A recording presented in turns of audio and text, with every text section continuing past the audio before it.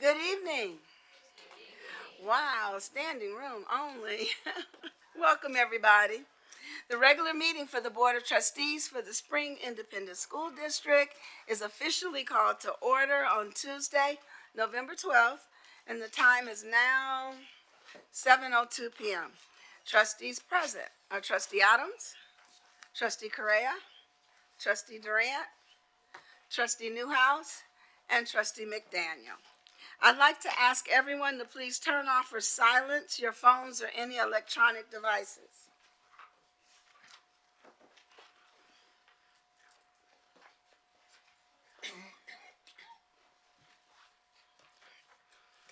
At this time, I'd like to ask our Trustee Board Equity Committee Chair, Natasha McDaniel, to begin our meeting by reading the Spring ISD Equity Statement.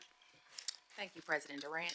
Spring Independent School District strongly believes in educational and racial equity as fundamental aspects of its core mission and purpose, embodied through any program, practice, decision, or action that affects all students, with a strategic focus on those choices and policies that most strongly impact marginalized students.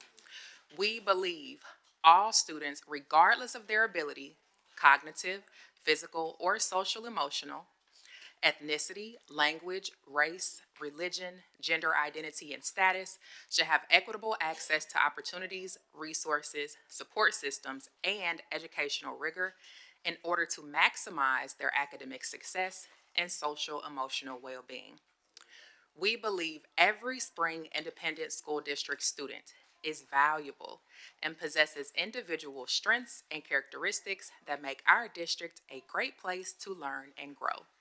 Moreover, we seek to act on that belief, instituting policies and practices that value diversity, committing ourselves as a district to continued growth and development, and working to support the success of every student in all that we do. Thank you, Trustee McDaniel. So I'd like to ask Trustee Correa to introduce the presentation of colors tonight. Tonight's presentation of the colors will be led by Carl Winchie Senior High School Honor Guard. The pledges will be led by Reginald Collins. The Honor Guard member carrying the U.S. flag is Honor Guard Commander Madeline Ray.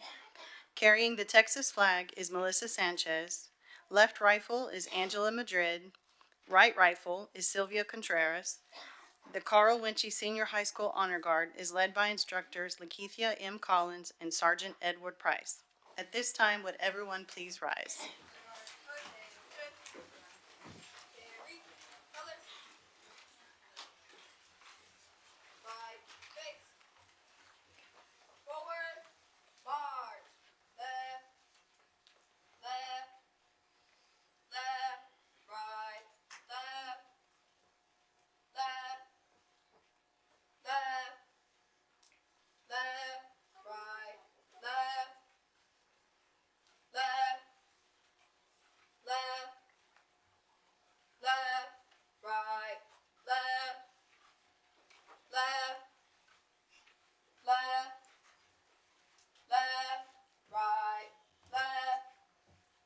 Honor guard, hold, present, colors.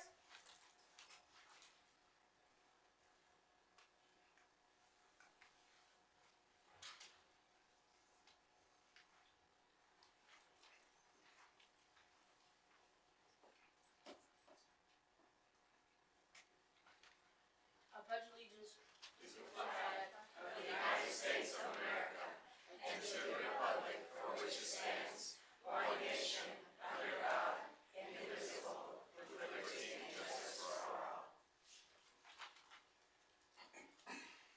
Now for the Texas flag. I pledge allegiance.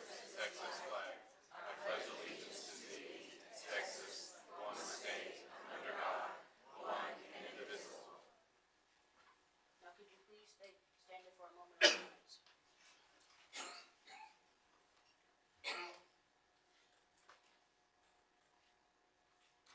You may now be seated.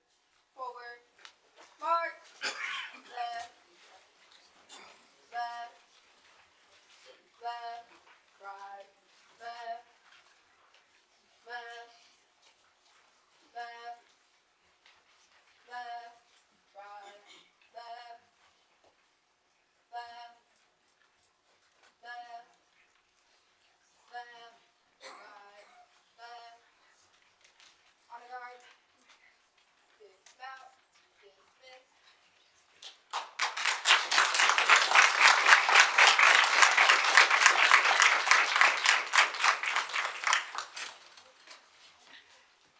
job, Winchie, color guard, and thank you, Trustee Correa, for your assistance in announcing our flag carriers.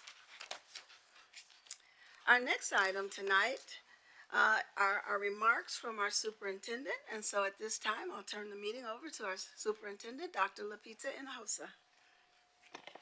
Thank you, Ms. Durant. Definitely want to welcome everyone that's here today. We are always excited when we have a full house. So welcome to everyone. I know we have Dr. Sertuche that's translating for us, so we have the devices. Pero sí quiero darles a todos la bienvenida. Muchísimas gracias de que están aquí. Nos gusta ver cuando está lleno este auditorio. So, Ms. Durant and members of the board, I know we have lots of people that are here too, and I don't know if they are in this auditorium or if they're in the overflow room, but I did want to take a minute. I know I shared them with you this weekend. We have had three positions that were filled lately that are executive directors. And so wanted to congratulate and welcome as our Executive Director of Research, Accountability, and Testing, Ms. Terkesa Taylor. I don't know if she's in here, but we want to congratulate Ms. Taylor. She has been selected as the Executive Director of Research, Accountability, and Testing. You all, the board may know her. Out in the audience, you may not know her, but a robust background in educational leadership, data-driven accountability and assessment. She brings an extensive experience from her current role as the Director of Accountability and Assessment here in Spring. She's been with us here in Spring for approximately 10 years, and we are excited to welcome her in that new role. We also have filled the position of Executive Director of Special Services. You all know Dr. Edwards has transitioned out, and we want to congratulate, and she is here. I just saw her step in. Dr. Ayana LeBron has been selected as our Executive Director of Special Services, and she has 21 years of expertise in special education, leadership, and program development, and she holds her doctorate, we're really proud, Doctorate of Educational Leadership with a focus on special populations, and that she just completed this past year. She's been here with us for, I don't know, about 21 years, huh? Since 2006, so 18 years. So we welcome Dr. LeBron in her new position here with us. And then our Executive Director of School Improvement and Support, we want to welcome, and I see Miss Bell back there, Miss Alicia Bell, and she made it to Spring ISD as fast as she could. She has over 20 years of experience in transformational leadership across education, nonprofit, and corporate sectors. Proven track record, and what we are looking for her to support is working with our underperforming schools and a lot of strategic partnerships. Strategic planning. And so she holds her master's in educational administration and leadership and is working on her doctorate, anticipated to come really soon from Texas A&M University.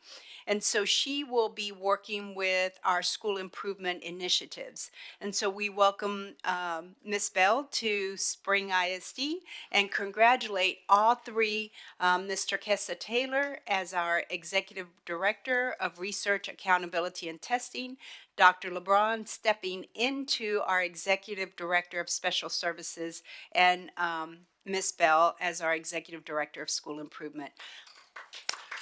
Congratulations, all of you. And just to remind everyone, we are in the playoffs, so look for the schedule. Both Spring High School and Westfield High School footballs are moving on to the playoffs this Thursday and Friday, or both of them are Friday. Both of them are Friday. Spring High School is away, and Westfield will be here at Planet Ford Stadium. So we congratulate all three teams and cheer on Spring High School and Westfield. And that concludes my announcements. Thank you. Thank you, Dr. Hinojosa.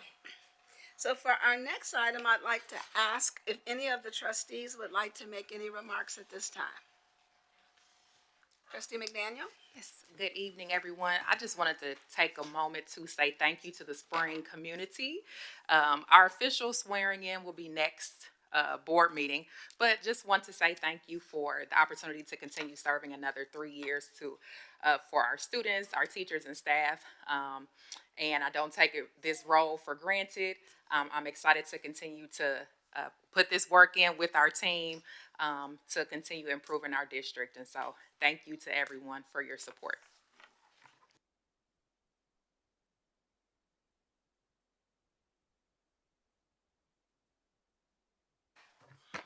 Since we were last together, Trustee Kelly P. Hodges and I had the opportunity to attend the CUBE conference, and it was this year in Las Vegas, Nevada.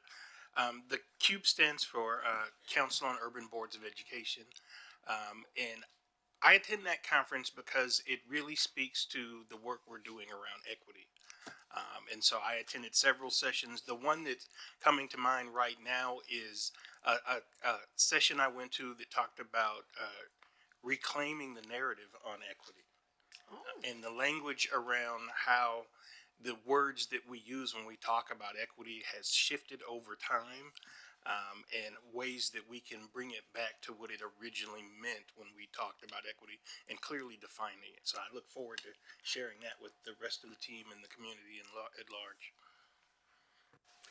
Thank you, Trustee Adams, for sharing that. I'm really excited about, as you all, or some of you may not be aware, as elected officials, we don't get paid, but we're also required to have certain continuing education hours.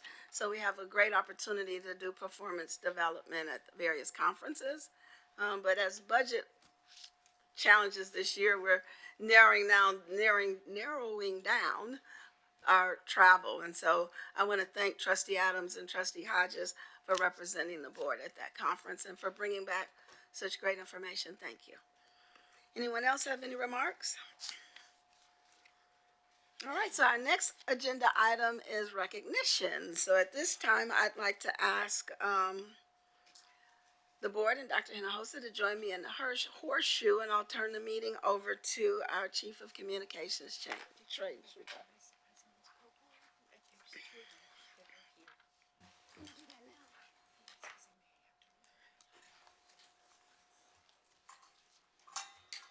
I'm gonna just make a little bitty change. You gonna go ahead and make the announcement?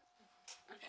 I was really excited tonight. We've been talking about the president's leadership cohort, where the board is working with some of our fantastic students who are serving as presidents over our different National Honor Societies, clubs, and organizations.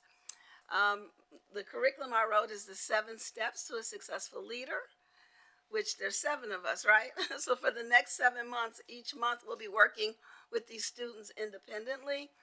One of their requirements is that they attend a board meeting, and there's 2 of them here tonight. So I'd like Dr. Hinojosa to recognize them for us so they can stand up. Yes, and I was saying to Mr. Ant, we want to recognize them now because they have school early tomorrow morning. I see high school principals that are here, and I want to make sure that we recognize them and thank them. So if you guys will stand like Lakeisha. She left? Oh, no. I see Lynn, are you still here? Is that you? All right. Over there Thank you. at early college. No, Winchie. I shouldn't say early college. It's Winchie because I see Dr. James over in the back.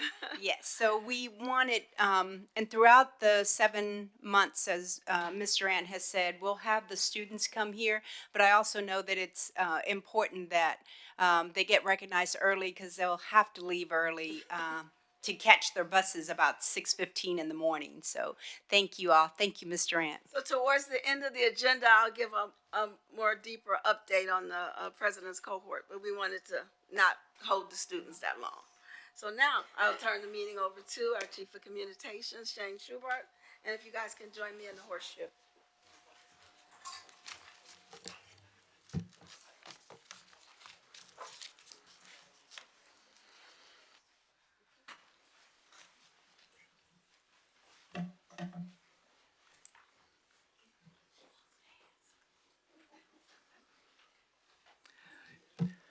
Okay. Good evening, Madam President, board members, administration, and audience. Last month, Spring ISD hosted our annual Hispanic Heritage Month program and competition. Events like this reflect our commitment here in Spring ISD to celebrate the vibrant cultural mosaic that enriches our schools and our community. This year's program was guided by the theme, Pioneers of Change, Shaping the Future Together, a theme that honors both the deep legacy and bright future of Latino culture. We had over 250 participants in this year's program, and to all who took part, we want to thank you for your commitment to growing and sharing knowledge of our community's diversity. A special thanks also goes out to our Spring ISD Multicultural Campus Ambassadors and the Spring ISD Multicultural Coalition for their leadership and support. And a huge shout out goes to Samba Goddard for leading this important work. Samba, are you out there somewhere? Yeah. Way back in the corner there.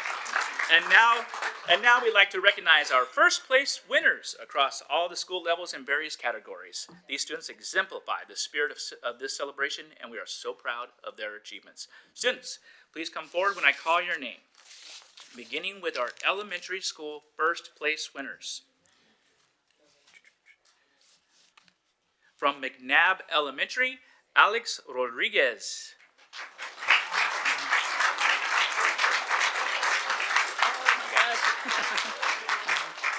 Awesome.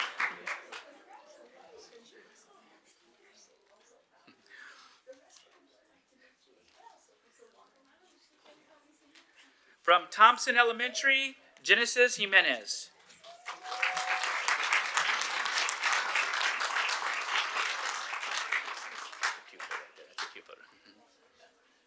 From Hirsch Elementary, Kaylee DeLeon.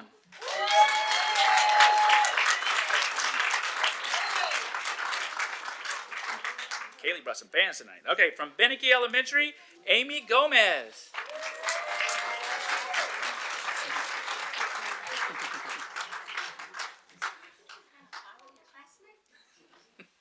From Winship Elementary, Abigail John.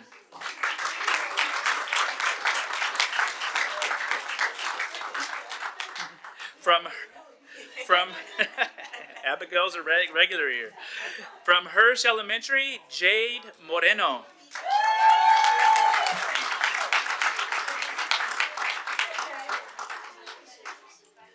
Also from Hirsch Elementary, Everett Stockwell.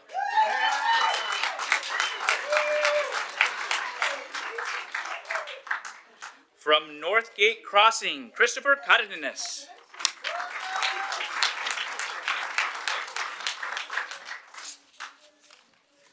From Spring Leadership Academy, Abigail Sanchez.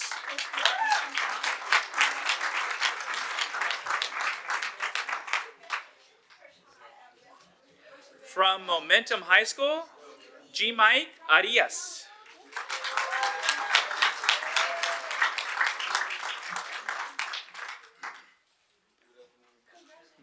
From Spring Early College Academy, Sayali Martinez.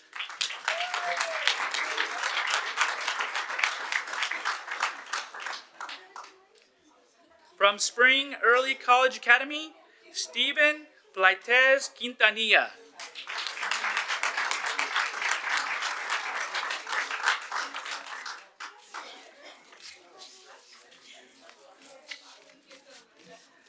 At this time, I'd like to call up Samba Goddard and all of the ambassadors that helped out with this event to please come forward to join us in a group photo. All right.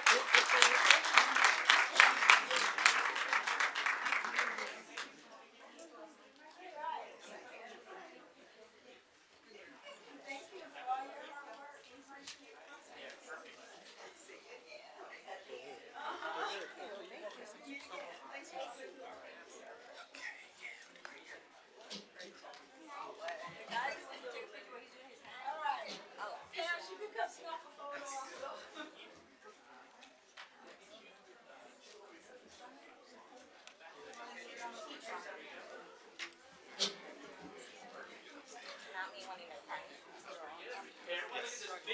We're gonna look here. Seriously. We'll take the big camera photo first, and then we'll get all the other ones. Here's what we're gonna do. I'm gonna do two with this one, and then I'm gonna do two with this one. So 4 total, but I'll count down each time. Got me? Big smile, everybody. Everybody All up right. here on top? There Up we here? go. Here we go. 1, 2, 3. Fantastic, everybody. That's the first one. Here we go. Oh, give me 1 second here. All right. Big smiles, everybody. got Big it, smiles, big smiles. 1, 2, 3. Perfect. We're gonna go 2 more here with this camera. Great job, everybody. Stand still. You're doing a great job. I have to, yeah. Here we go. Everybody ready? All right. All right, big smiles, big smiles. 1, 2, 3. Great job. Last one. 1, 2, 3. Great job, everybody. Wait, Great hold job. on. Hold on. Stay still. We had a student that showed up. Here we go.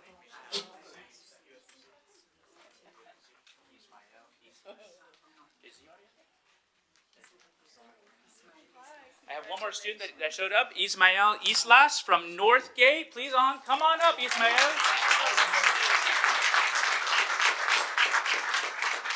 Here he comes. Here he comes.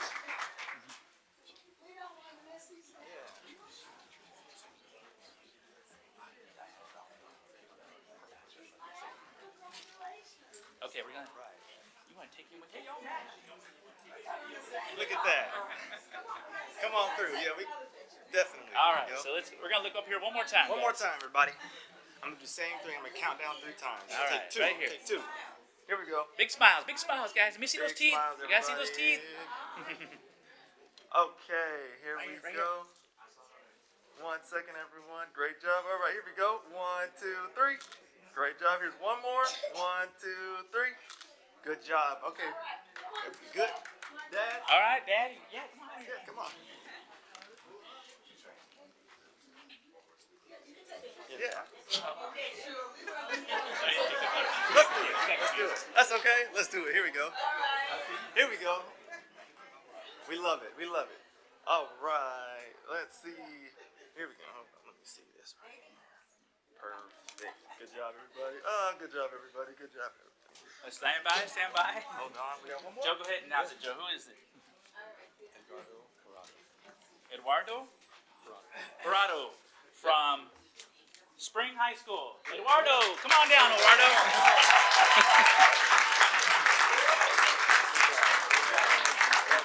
Get in there. Hop on in there. We miss anybody else? Good. Anybody else? Okay.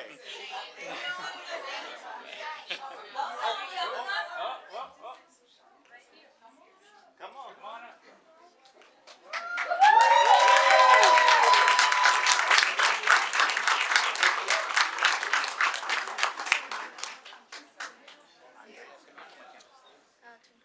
From Twin Creeks Middle School, Andrea Escamilla. Okay. Good? Okay. Thank you, everybody, for being patient. Here we go. There we are. There you go. One big happy family. Love it, love it, love it. All right. I'm going to do the same procedure. I'm going to count down. Here we go. 1, 2. Hold on. Perfect. 1, 2, 3. One more. Big smiles, big smiles. 1, 2, 3. Great job, everybody. Great I think the job. photos got better over there. Great job, everybody. Thanks, man. Good job. I got one more. All right, kids, y'all can go ahead and go back. All right. Thank y'all. Congratulations again. Congratulations. Parents of any of these students, please stand up and be recognized. Parents, please stand up.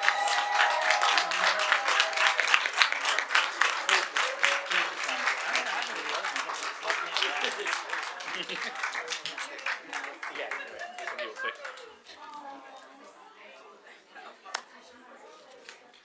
Okay, we have one final recognition this evening.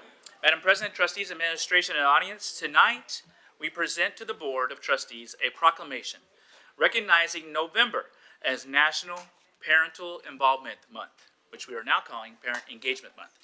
I'm going to read just a few passages from the proclamation. Whereas Spring ISD recognizes that true partnerships between parents, schools, and communities working together throughout a child's educational journey result in students of all backgrounds and abilities achieving at the highest levels. And whereas active and consistent parent involvement helps bridge the communication gap between home and school, promoting greater cultural understanding and community collaboration, which is essential in diverse districts like Spring ISD, where family-school partnerships can both enhance academic outcomes and overall school climate. And whereas national organizations, including the U.S. Department of Education and Harvard Family Research Project, emphasize that parent involvement, when cultivated and sustained, directly correlates with higher teacher morale and overall improvement in school performance metrics. And therefore, we ask the Board of Trustees of Spring ISD to hereby resolve that November be observed as National Parent Involvement Month throughout the district to promote the critical role of parents in ensuring the success, well-being, and safety of every student. At this time, I would like to invite our Executive Director of Family and Community Engagement, Ms. Trinita Carroll, and her amazing FACE team to come up for a photo with the board.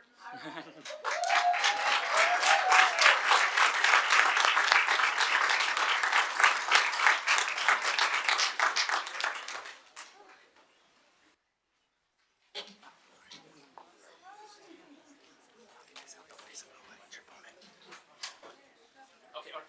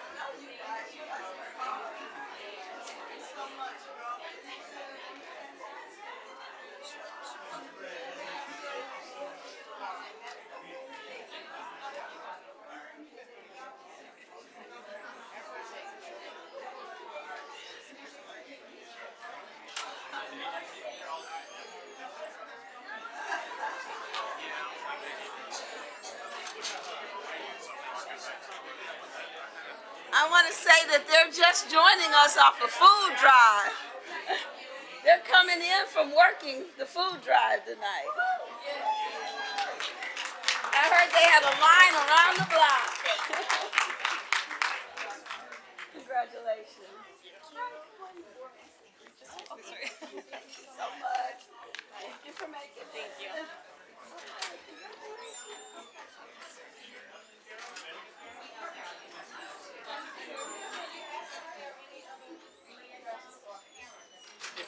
If there are any parent liaisons in the room, we'd love for you to come forward as well. Parent liaisons.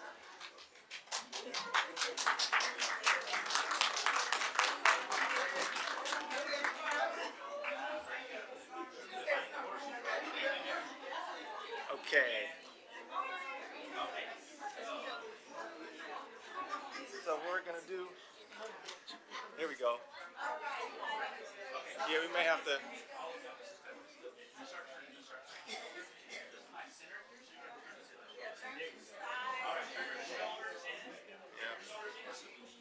Yep, with the squeeze. Yep, we can have some people come to the front. We can have some people on the edge, kind of come to the front here.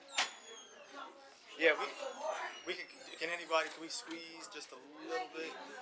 We can come some people to the front. Like You get the wrong lens, I think. do I? I thought this one was the one. That's the way. Yeah. Okay. All right, everyone see? Yeah. Man, you got it? Yeah. All right. Yeah, that's good. Okay, everybody look over here real quick. Oh, Can you move to this side to balance it out? okay. Yeah. All right. Yeah. Okay, similar procedure, except I'm gonna do 4 with just this one. All right, everybody look at Van. This is Here we go. Same countdown. Here we go. 1, 2, 3. Great job. That was 1. Great job, everybody. 1, 2, 3. Good. That was 2. Keep it up. 1, 2, 3. One more time. 1, 2, 3. Very good. There we go. Get it, Shane.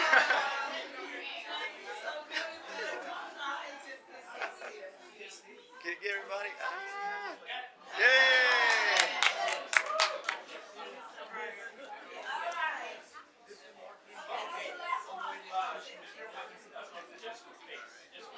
Okay.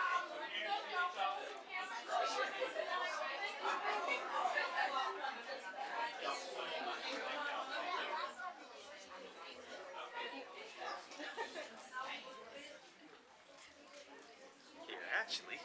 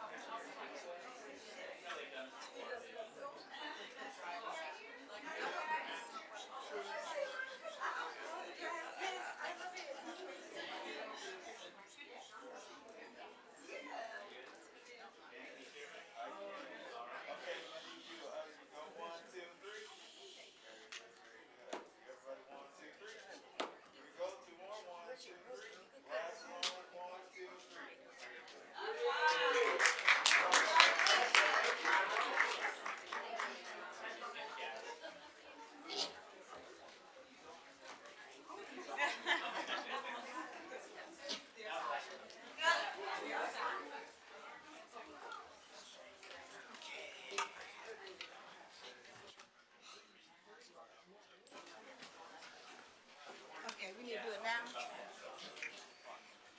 Okay. Isn't that right?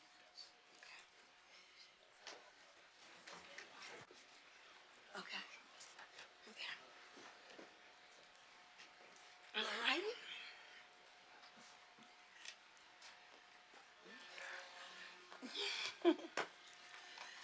Okay, that's the best part of the meeting. Celebrations.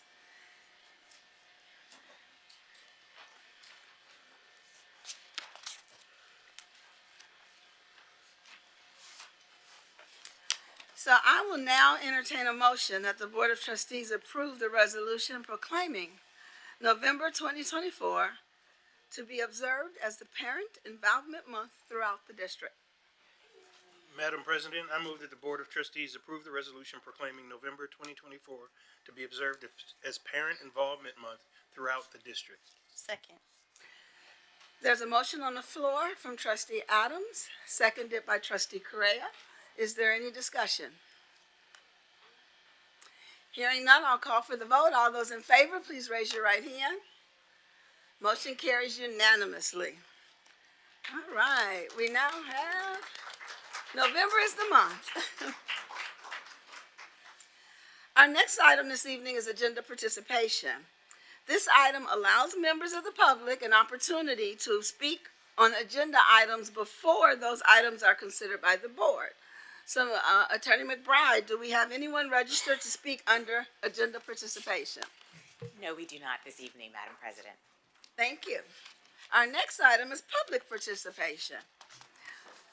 Attorney McBride, do we have anyone registered to speak under public participation?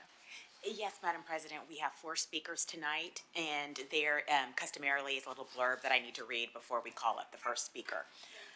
The board invites interested citizens to address the board regarding any item on, The board invites interested citizens to address the board on any subject that they desire other than allegations concerning the character or capability of any board member, staff member, citizen, or student of the district. The board provides an opportunity on the agenda for citizens to address the board, and we welcome your participation. The board will listen and will not interrupt unless the person addressing the board infringes on the guidelines as stated previously or exceeds the time limit authorized for the presentation. In this case, each of you will have 3 minutes to present. Mr. Schaefer will keep time, which will be displayed on the monitors. According to the law, the board may not take any action on any item that is not on the agenda. The board will not debate nor respond to any question during the meeting in order to research the question thoroughly before replying. The board will seriously consider the matter brought to its attention and respond appropriately. Also, according to the law, it is a criminal offense for a person to obstruct, prevent, interfere with, or disrupt a lawfully called meeting through physical action or verbal utterance. Citizens are requested to supplement any oral address to the board with a written summary of their presentation and any recommendations they may wish to suggest. Thank you for your concern and regarding our school district, and we will hear from you now. The first speaker is Mr. William Regner.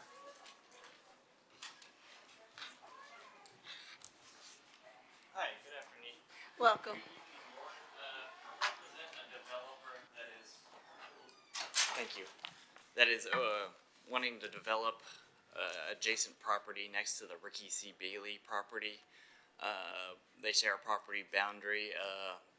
The development will be roughly 1 foot higher in elevation than the Spring ISD's property. We would like to request a fill transition easement where we would just strictly place fill. We would not place any utilities or pavement within that easement. It's just to grade from our property back down or down to the natural ground elevation of Spring ISD's property. We've been talking to Mr. Gary Hutton, and we've kind of gone back and forth with him, and he recommended that we request a formally request this from the Board of Trustees and the Superintendent. I do have an exhibit here if y'all would like to see an exhibit. If I can pass that around, is that okay? So the first page is the letter, and the second page is just an exhibit. And I highlighted just the area that we would like to use, or that we would like to encroach on just to build. And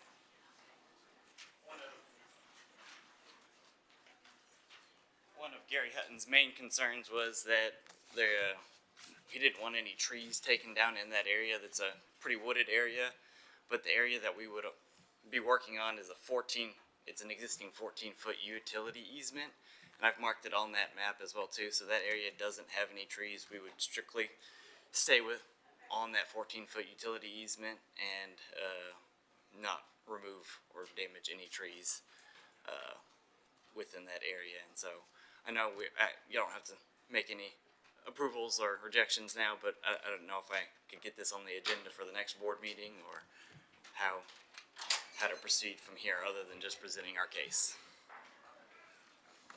Well, thank you for bringing this evening, and I'll have Dr. Hinojosa work with Chief Miranda of Operations, and they'll get back to you. Okay. All right. Thank you for coming.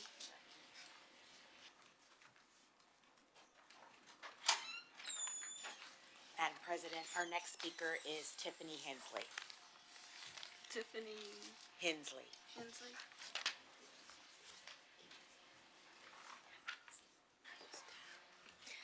Good evening. My name is Tiffany Hensley, and I'm the head choir director at Westfield High School.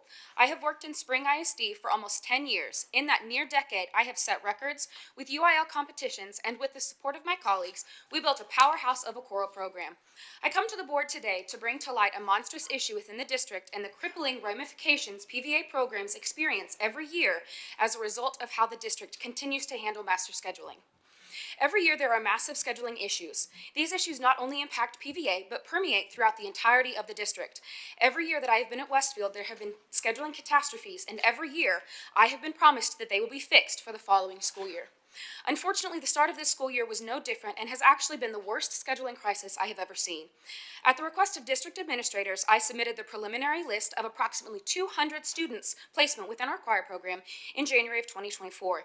Despite the proactivity, our program was missing close to 80% of our requested students on the first day of school. This familiar misstep gravely stunted the trajectory of the program, especially the top two performing ensembles, the varsity mixed choir and the advanced chamber ensemble. The chamber choir is a small elite group who does recruitment performances, participates in the school-wide musical, and is generally the face of the WHS choir program, while the bigger varsity mixed choirs who performs at the home football games and other pep rally events. Missing the majority of each choir makes our job exponentially harder and in some ways impossible. Imagine trying to start a football program combining both JV and varsity football rosters and still missing nearly 80% of the students. It took weeks of begging and sending dozens of emails for any change to happen. It wasn't until 7th or 8th week of school that I finally had enough students in my varsity choir to begin properly teaching them. And still, out of the 35 requested students, I only have 25. For the first time in my career, I had to cancel my fall concert because I didn't have the students to put on a choir concert. At this time, my program that has been historically performing with 7, sometimes 8 choirs, has enough students for 3 choirs. 3 total choirs. My chamber choir, who earned a performance of distinction at the prestigious Madrigal Festival competition just 2.5 years ago, no longer exists because of the scheduling disaster. My varsity women's choir, who earned 3rd runner-up at the same competition a 1.5 years ago, does not exist. There will be no Madrigal Festival competition of any kind this year because of the scheduling errors. All of this matters because of our kids. Our kids come to school for the PVA programs. Our kids deal with unimaginable realities away from school and use our PVA programs like the WHS choir as an outlet and safe haven. In the WHS choir room, our kids have created a chosen family that has provided support through many different stages of life. To quote a WHS choir alum, choir isn't just something we do, it's who we are. The past and present students behind me tonight embody that. I ask you to please consider if this is a legacy you want to continue or if you're okay with this becoming a thing of the past. I believe that this board has the tools and the desire to ultimately do what is best for our students. Thank you for your consideration in problem solving this issue. Thank you. Our next speaker is Miss Amanda Lasonia Corbett, and I apologize if I've mispronounced your name.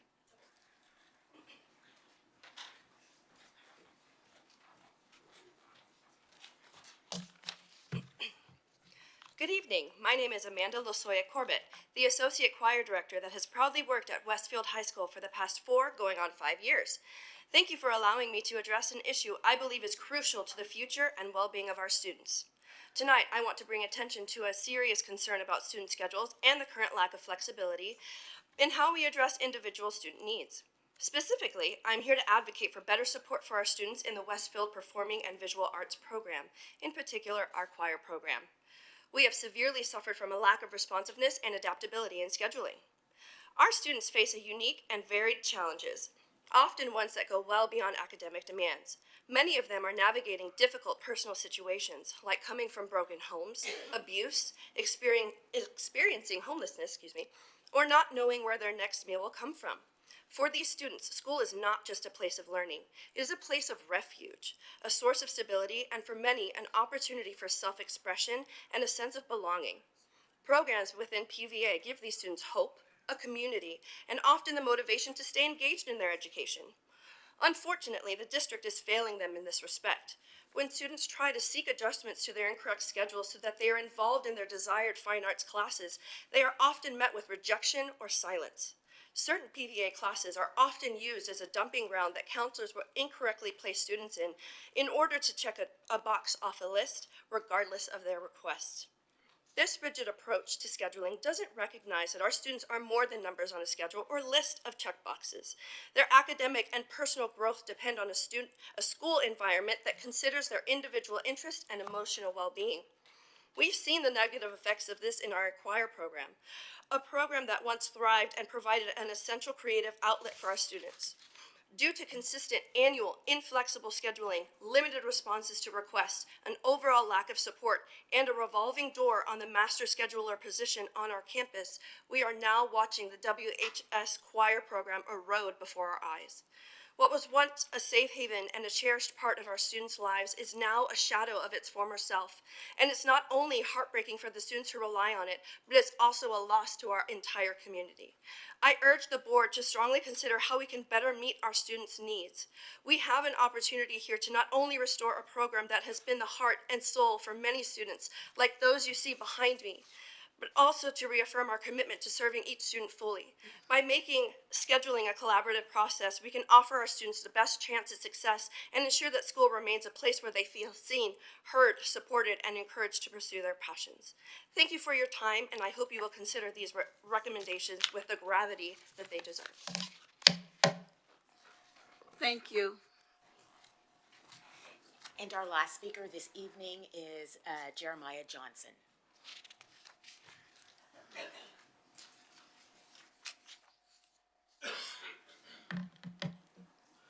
Hello everyone, my name is Jeremiah Johnson. I'm not only the current choir president, but also a member of Westfield's elite chamber choir, varsity mixed choir, and the men's choir.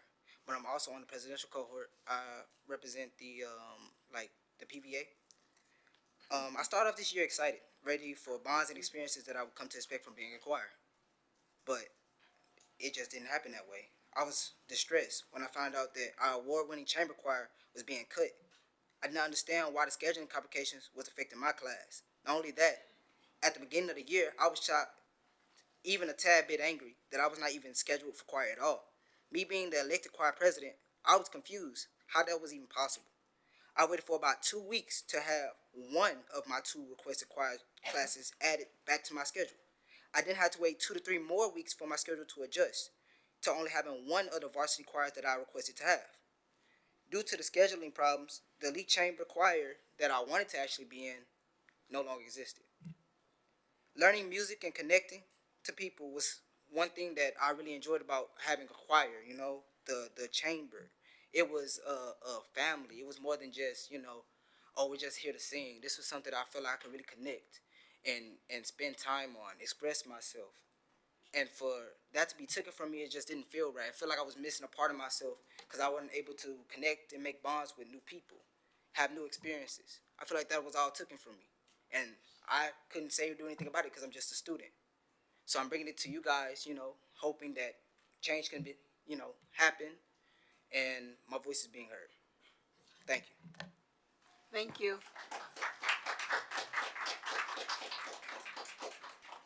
Madam President, that concludes our speakers. Thank you, Attorney McBride. So for our next item, I'd like to recognize our Chief Financial Officer, Ann Westbrooks. Good evening, President Durant, Dr. Hinojosa, and members of the board. Board members, you should have 3 items at your seats this evening. One is a PowerPoint presentation that's a smaller packet. You should have this black form, which is our single audit report, and then a larger comprehensive annual financial report at your seats. As you know, our fiscal year for 2023-2024 came to an end on June 30th, 2024. And as a result, we have had our external audit that, as you know, is required each year by an external certified public accounting firm. And so this evening, I'd like to bring up Ms. Lynn Kirendong, our audit manager, to bring forth the results of this year's fiscal year 2024's financial statement and single audit.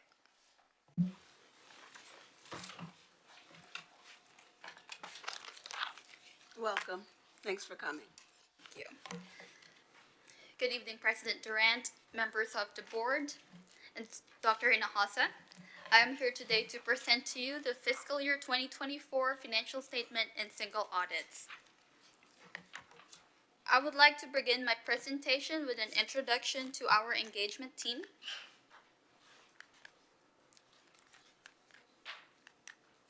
Next slide, please.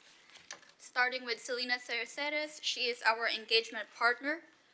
We also have Lupe Garcia, another partner of the firm. He is independent of the audit, but he served as the quality control reviewer of the audit. We have Bryce Richmond, he is the senior associate. And yours truly, Lian Karandang, I manage the audit for the fiscal year 2024.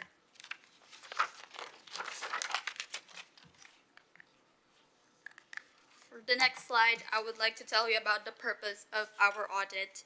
It is to express an opinion on the financial statements of the district. So there are 3 possible opinions that an auditor may issue on the financial statements, starting with the disclaimer. This means that management's records and books are not provided to the auditors in order for them to express an opinion, or that the books are in such poor shape that the auditors cannot form an opinion on them. Another option is a qualification. This means there may have been a modification in the opinion due to some scope limitations or department from GAAP or the generally accepted accounting principles in an area or some areas of the report. And lastly, there is the unmodified opinion. This is also known as the clean opinion.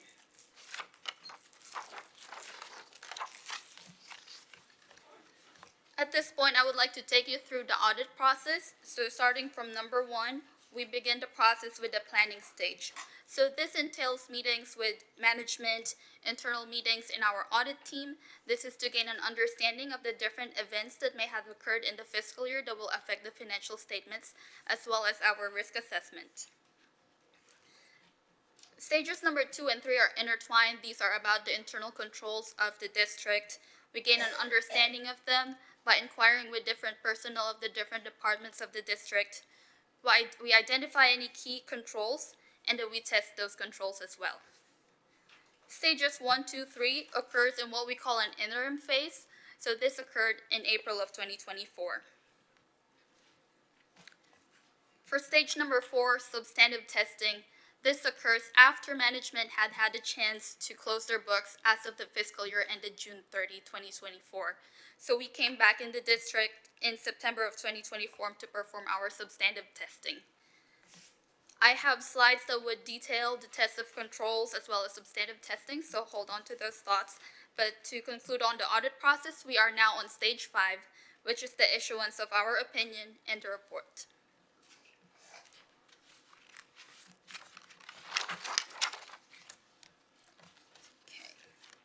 So we have performed internal controls testing on the different areas that are listed on this slide. We had selected samples from these different areas. Starting from the upper left-hand side, we looked at property taxes. We looked at their collections, refunds, any adjustments. We had tested some items in other revenues, particularly for child nutrition services. We also looked at expenditures of the district, both in non-payroll and payroll in nature. We had reviewed information technology items that are relevant to the financial statements, as well as PEIMS student data reporting. We looked at procurement of vendors and commodities throughout the fiscal year and looked into their controls and compliance related to those. And lastly, some federal specific testing for the federal major programs that we had tested this year.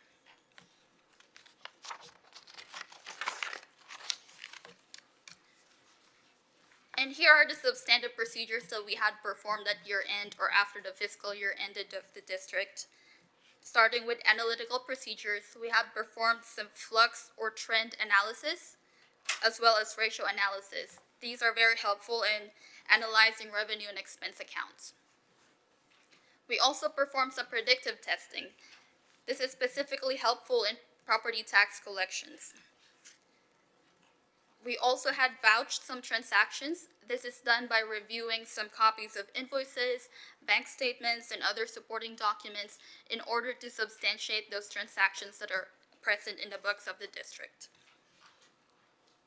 We had initiated some confirmations, so this was performed by directly reaching out to the financial institutions of the district so they could confirm to us the ending balances of specific accounts such as cash, investment accounts, and bond payable accounts. Lastly, we looked into third-party reports that are accessible online. So the TEA, or the Texas Education Agency Payment Report. We also looked at the State Comptroller's Payment Report. And lastly, the TEA payment ledgers and summary of finances for the state aid funding. So we had performed our audit in accordance with the generally accepted audit standards, as well as the governmental audit standards, which is also known as the Yellow Book. As a result of all those testing, we are here to issue an unmodified opinion on the financial statements of the district. We also noted no internal control findings related to financial reporting, nor were there any findings related to compliance. And moving on to single audit, specifically for our opinion on the federal programs, we had performed this audit in accordance with the Office of Management and Budget Compliance Supplement, as well as the 2 CFR 200 uniform guidance. And we had tested 2 major programs this year. Starting with the ESSER funds, this includes all the ESSER types, ESSER 2, ESSER 3, and T-class. And we also tested the child nutrition cluster programs. We are issuing an unmodified opinion over each major federal programs listed, as well as we noted no internal control findings related to each of these major programs. For the next 2 slides, these are required communications from us to you. Starting with the engagement letter, we had performed our audit in accordance with the engagement letter that was approved. This was dated back in February 15, 2024. We had identified 2 audit risks, so these risks are applicable to all audited entities, and they are not specific to Spring ISD, and these are management override and improper revenue recognition. The district's accounting policies and methods are deemed appropriate, and they are in accordance with industry standards. There were no disagreements or difficulties encountered with management throughout the course of our audit, and that we are independent of the district.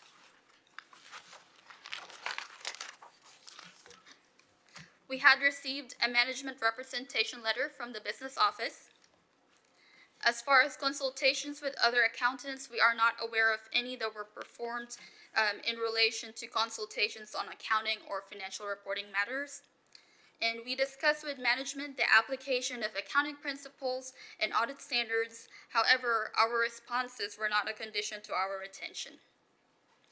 Lastly, we had identified 1 significant estimate in the financial report, and this relates to the state aid funding. So that concludes my presentation. If anyone has questions, I am happy to take them now. Trustee Adams? Can we go back to slide 5?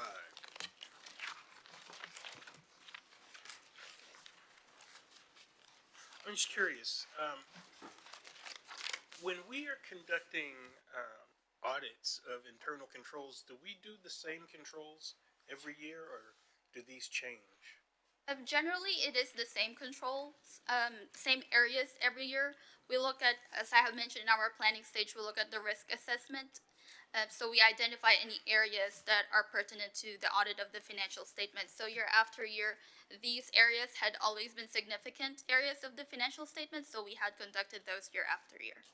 Okay. Has there ever been a year when we did not audit one of these controls? And this might not be something you can tell me now, but I'm curious, when we had an issue with payroll one year, I'm wondering if when we made the correction around payroll, was that something that got caught in an audit? Yes, I do remember from last year's financial audit presentation, we had ran across some of those payroll issues which were presented in that meeting. But yes, payroll is a large percentage of the district's expenditure, so year after year, that has been audited So would a extensively. finding in payroll during an audit like that mean that we did not get an unmodified opinion, or? It depends on the gravity of the finding.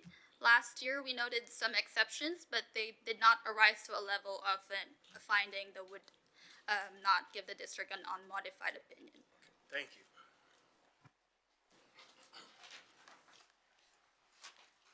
Trustee Correa? I just, thank you for the information. I just kind of wanted to follow up on Trustee Adams' question. So you just mentioned there were exceptions. And so, just so I understand, when we're looking at this report, we're only going to see any of the most extreme situations that would change the opinion is one question. And then would we not need to see any of the exceptions as part of the process? There are different levels to it. So last year we had issued a what we call a management comment letter, which we had presented to you. So since there were multiple instances, that we had noted in our payroll expenditures, it had arisen to that level to be able to be communicated to you all. But those issues we had noted to have been resolved by management even before we had tested them. So we identified it our errors, but they had already corrected it even before we came in for the audit. Okay, and then my last question is, on page 1 of single audit report, are these the same? Are these different? June 30th?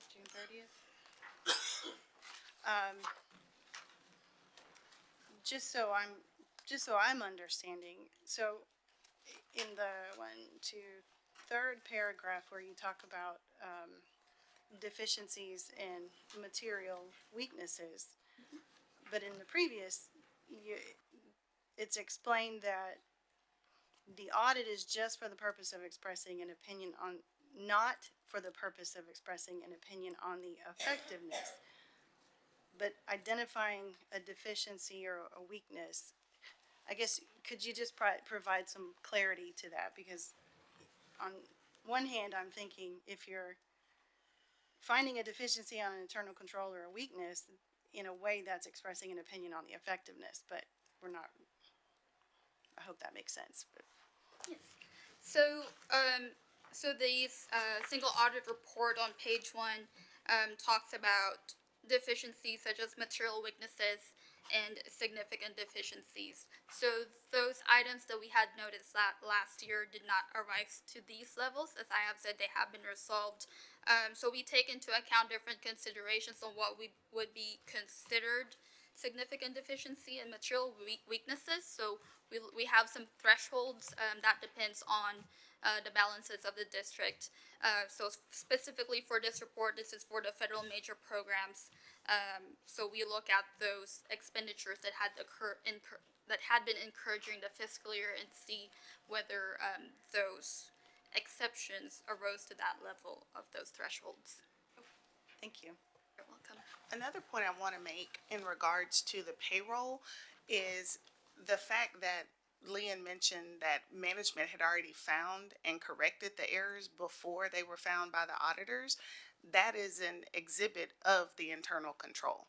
Had the internal control not been in place, we wouldn't have found it before the auditors pulled it. So I just wanted to make that point. The difference between, there were some calculation misses, some things that were going on with the significant volume that we had in 22-23, but it wasn't a breakdown in our internal controls, which is why it didn't rise to the level of this report.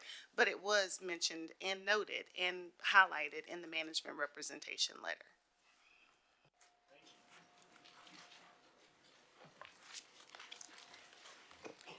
Thank you so Thank much. you. Thank you also. So any other questions? All right. Okay, if there are no additional questions for Ms. Karen Dong, then the next item that we'll talk through is the annual comprehensive financial report, which we refer to as the ACFR. And so that's the big book that you have at your seats. And so I wanted to just walk you through the heart of the financial statements and the outcomes of the operating year of 23-24. So if you'll start with me in the table of contents, which is the little letter I, the first page. So there's 3 sections to this large document. The first is the introductory section, which includes that letter of transmittal, our awards for the previous year, and then just some general information about the district, including the local economy, the district's tax base, and of course, those things that make Spring ISD who we are, our vision, our mission, our core values. The next section is the financial section, and so that's the heart of the report, and that's where we'll spend some time this evening. Those are the basic financial statements, the government-wide and the fund financial statements. And it also includes the management's discussion and analysis, which we refer to as the MD&A. And that's the narrative that talks about the what behind the numbers, the increases, the decreases, the changes from prior year. And then, of course, there's lots of required supplementary information that has some tables and notes and some more information behind some of the more summarized numbers. The third and final section, which is actually an unaudited portion of the report, even though it's reviewed by the auditors, it's not considered an audited portion of the report, and that's the statistical section. And so that is where you'll find those financial trends. Typically, there's 10 years of data, so you're able to see what's happened over the last decade leading up to this current year. In some cases, if it's a new report or if there's some data that lags and it's in arrears, there may be less than 10 years, but in most cases, there's 10 years of data. So you have an opportunity to just kind of see how things have trended over the last decade. So that's just an overview of what's included in the report. But now if you'll turn with me to page 31, we'll get into the actual financial statements. As a governmental entity, a school district, we have two different types of financial statements. We have the government-wide financial statements, which begin here on page 31. And those are your broad overview financials. They're created to mimic somewhat of a private sector feel to it. So you have your balance sheet, but it's your statement of net position, and then you'll have what you'll see in a private sector of your profit and loss statement, but for us, it's our statement of activities. These two statements, the first two that we'll look at, are long-term. They include long-term assets, long-term liabilities, as well as short-term asset and short-term liabilities. So when you look at this statement, it's just overarching. It's not where you look to say, okay, what are we going to do next week? What decisions are we going to make next year? This is more of that overview. And so with government-wide financial statements, one thing to really take note of is that because it's so long-term, it has things such as our bonds. So we handle transactions differently on the government-wide financial statement than we do on the governmental financial statements. So a great example is capital assets. So if we purchase a vehicle, on the fund financial statements, we're simply going to expense that vehicle. On the government-wide financial statements, because it's long-term and we're looking at our assets and their values and all of that, on the government-wide financial statement, we're actually going to set that vehicle up as an asset and we're going to depreciate it over time.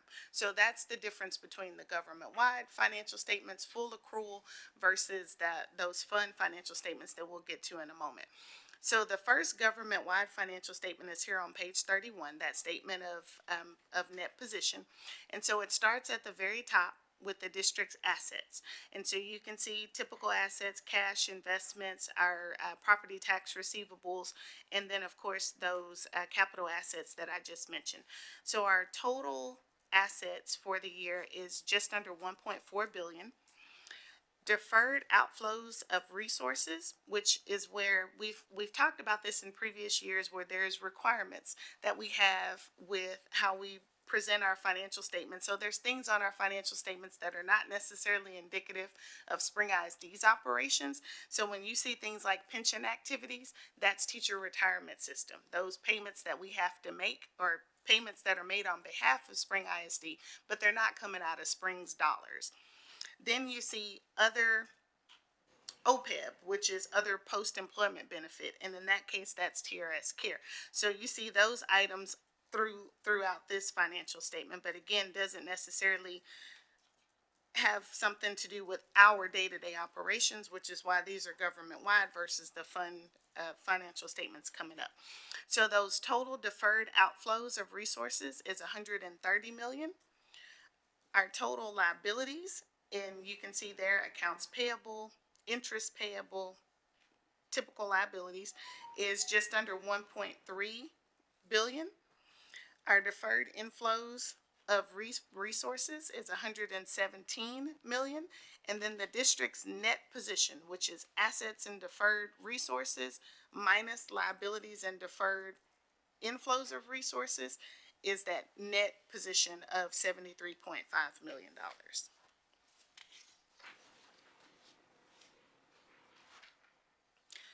So if you turn with me to page 32, this is our statement of activities. Again, this is a government-wide financial statement. We take a look at the district's expenditures, compare it to those items that the district charges for services. And for us, for the most part, our charge for services is athletic gate receipts, rental of facilities. We charge food sales through child nutrition. Those are your normal charge for services within the school district. But you do see some large numbers, and that's because Spring ISD is now self-funded with our medical plan. So you see the fact that we're accounting for that, and the losses that are associated with our medical plan are in that charges for services column. The next column is the operating grants and contributions, because we do receive funds from outside sources, our grants and programs that we receive funding from. So then that net column, that net expenses, tells you that if we were only bringing in things that we charge for, or those operating grants, we would have a $373 million deficit, and that doesn't make sense. So at the bottom, you see now those resources that come into the district that help operate the district in the manner that it is established to do so. So your property taxes, you see the property tax revenue. You see our state aid that we receive from the state government to help operate. And so when you add in those revenues, then you can see that our net position actually increased by $56 million this year compared to last year. And our net position, as we just saw on the previous page, was $73.5 million. So again, government-wide, very long-term, those items are things you only see once a year. But if we move into our fund financial statements, those governmental funds, which start on page 33, then things start to look like things that you've seen and you've heard throughout the year, because these are our daily operations, the budget that you're approving and things that you're seeing on a regular basis. So this is our balance sheet on page 33. Before we go there, can I ask Absolutely. a quick question on page 32? And Trustee Adams, your light was on first. You want to go? I just was wondering, you mentioned under the charge for services column, the cost for the medical plan? Yes, that's how we account for. See a line item for that. Is it just? It's mixed in. Okay. Yes. And then in that same line, my question was, could you give examples for charges for services with instruction? For instruction. Am I looking at that correctly? Yes, the vast majority of that is going to be funds that we're bringing in through our student activity funds. Okay. When we're having events with our student activity funds, that's what you're going to see in that account for function 11, which is instructional. But then there's also, the majority of that is related to the medical plan, because the majority of our expenditures are with instruction. So that's what's making up the vast majority of that. So it's teachers is what instruction means. Okay, thank you. Yes, but some of it is from activity funds. So just so I understand this, if we were not self-funding for our medical plan, that number under instruction would be significantly less? Correct. Okay. Yes, Okay. because we're pushing that loss through that column. Gotcha. Yes. Okay. And we'll talk about that loss in a moment here. Okay, so if there are no more questions? Nope. Okay, we're good. We're on page 33, our balance sheet, which is the governmental funds. And so here, funds that you hear about on a regular basis. So our first one is general fund, which we know is the chief operating fund for the district. Then our debt service fund, which is the fund that we use to pay off our debt associated with our bonds. The capital project funds, which is our bond projects, of course, and how we're actually funding those projects throughout the year. So those three, general fund, debt service, and capital projects, are what are considered major funds. And that's why each one of them are presented here separately.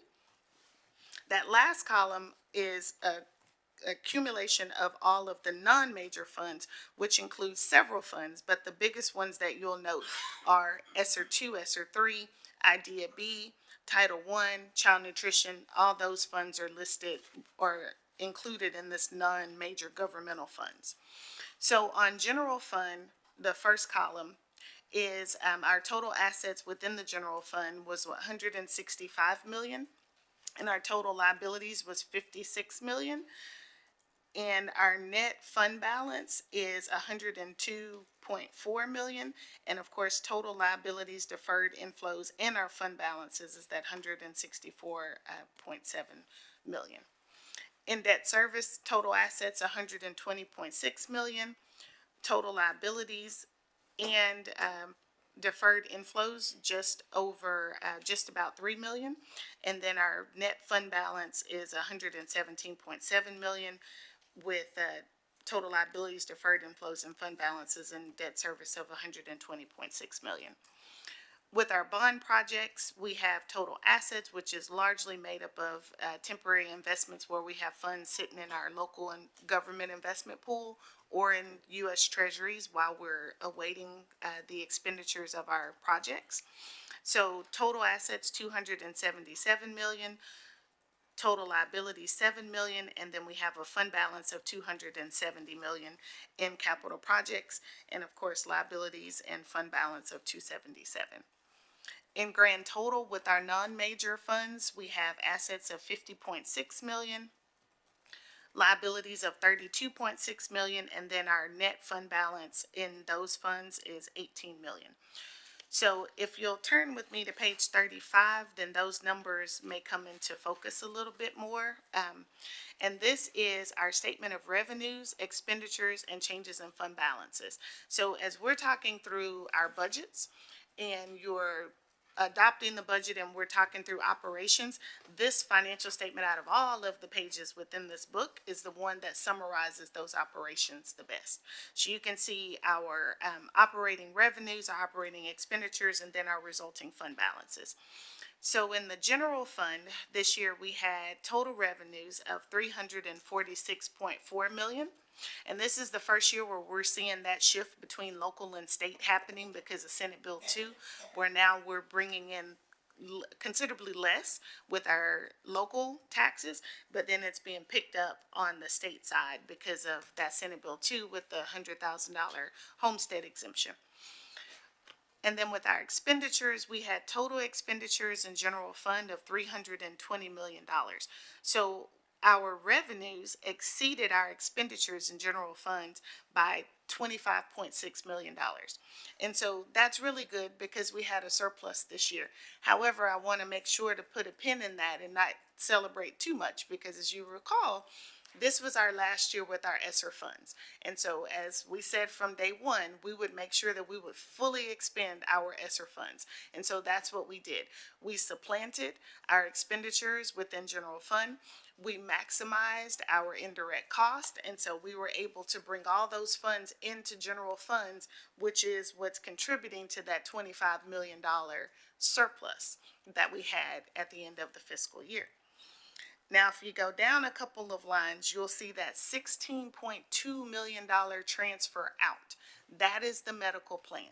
That was our last year under the Allegiance medical plan that we had before we did the request for proposal, before we made premium changes and we made plan changes. So we did transfer out and we had a deficit of $16 million as a result of that medical plan. But even with that transfer, we still are adding over $10 million to our fund balance. So we have a $10 million surplus, bringing the general fund balance at June 30th, 2024 to $102.5 million. And that represents, Trustee Durant, 32% of our expenditures. Yes, ma'am.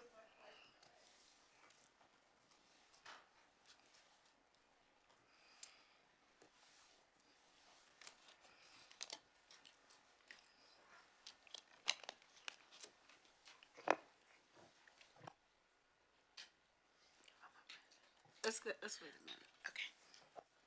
Good. Trustee Adams, you good?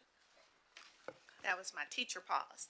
Okay, so the next fund is debt service. And so we know debt service, we're collecting taxes, we receive our state aid, and we use those funds and we turn around and we pay our debt. And so we had total revenues coming in of 95.9 million and total expenditures of 76.4 million. And so we had an excess of just under $20 million in our debt service fund, bringing our debt service fund balance up to 117.7 million. Now, this is as of June 30th. We turn around on August 15th and we make a debt service payment. And we make two payments per year, one on February 15th and the other on August 15th. So because we're a June 30th fiscal year and it looks like we have a ton of funds available, and they are, but then we're going to pay our debt on August 15th, and that fund balance will come down considerably in just a couple of months after the fiscal year. The capital projects funds, we had $15.7 million in revenues. We had $50 million in expenditures. And so we used or had more expenditures over our revenues of just under $35 million. And that's what capital projects is supposed to be. We're supposed to see those expenditures spending down those funds. And so we had a ending fund balance in capital projects of $270 million. Now, mind you, we sold our first tranche of the 2022 bond program in February of 2023. It takes a considerable amount of time to get the projects really rolling. So what you're seeing right now is you're seeing our safety and security, which was our number one priority. Those projects are happening. Our technology projects are happening. But the facility cost, we'll see that much more accelerated in 24-25, which is why, again, that fund balance at the end of the year is quite large because those projects are really start revving up in 24-25.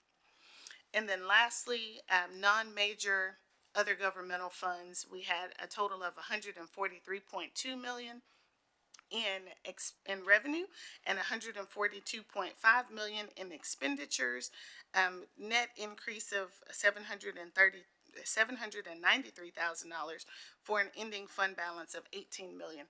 And so with the vast overwhelming majority of our non-major governmental funds, those grants, they're on a reimbursement basis. So that's why you see revenues and expenditures so close to one another, because we spend the money, general fund pays for it, and then we draw down those funds and get reimbursed. So the revenues and expenditures in just about all of those funds should be equal to one another.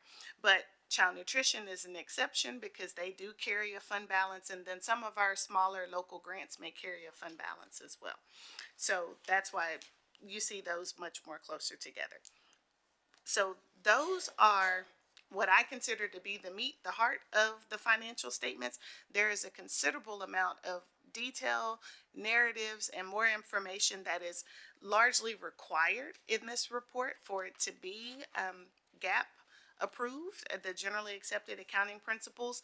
And as Ms. Karen Dong presented earlier, this is an audited financial statement, so the numbers have been tested. They have been they're tested and proven to be materially accurate. So if there are any questions, I'd love to talk through it with you. If you want to spend some time and we can talk about it, if you have more detailed questions at a later date, happy to have that discussion as well. That debt service payment that we make on August 15th, so that's been made already. When do Yes. we get a report on how much that was and what that did to our fund balance? There's not necessarily a report that we bring with the actuals of debt service. With debt service, you'll see what's happening with the budget on the budget reviews, but it's not one of those monthly reports that we bring forward. I'm trying to think of where do we. I'm wondering, like, we go out for bond every 6 years or so, as I understand it, and I'm wondering if there's a way to make that more transparent through the system, that, you know, when the community makes the investment in the schools and we are paying back that debt, this is what it looks like, and this is how we're. Now, we do have an annual debt transparency report that we put on the website each year. I believe that will be coming up. I think it's due by the end of this calendar year. So that report, which also gets submitted to the Texas Comptrollers, is readily available to community members. Okay. Yes. Thank you. It's just not a monthly report that we bring to the board because there's not a lot happening in debt service. We pay twice a year and we bring in tax revenue, and that's pretty much it. But the annual report does get posted on the website. I just want to clarify that we typically go for the bond as needed. we went like 10 years without coming for a bond, and then we did one 5 years and then another 5. But it's typically as we see a need.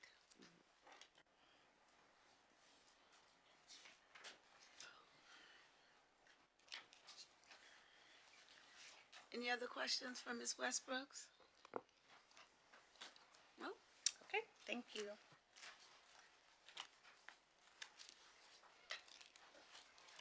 Oh, I'm so sorry. I'm so sorry.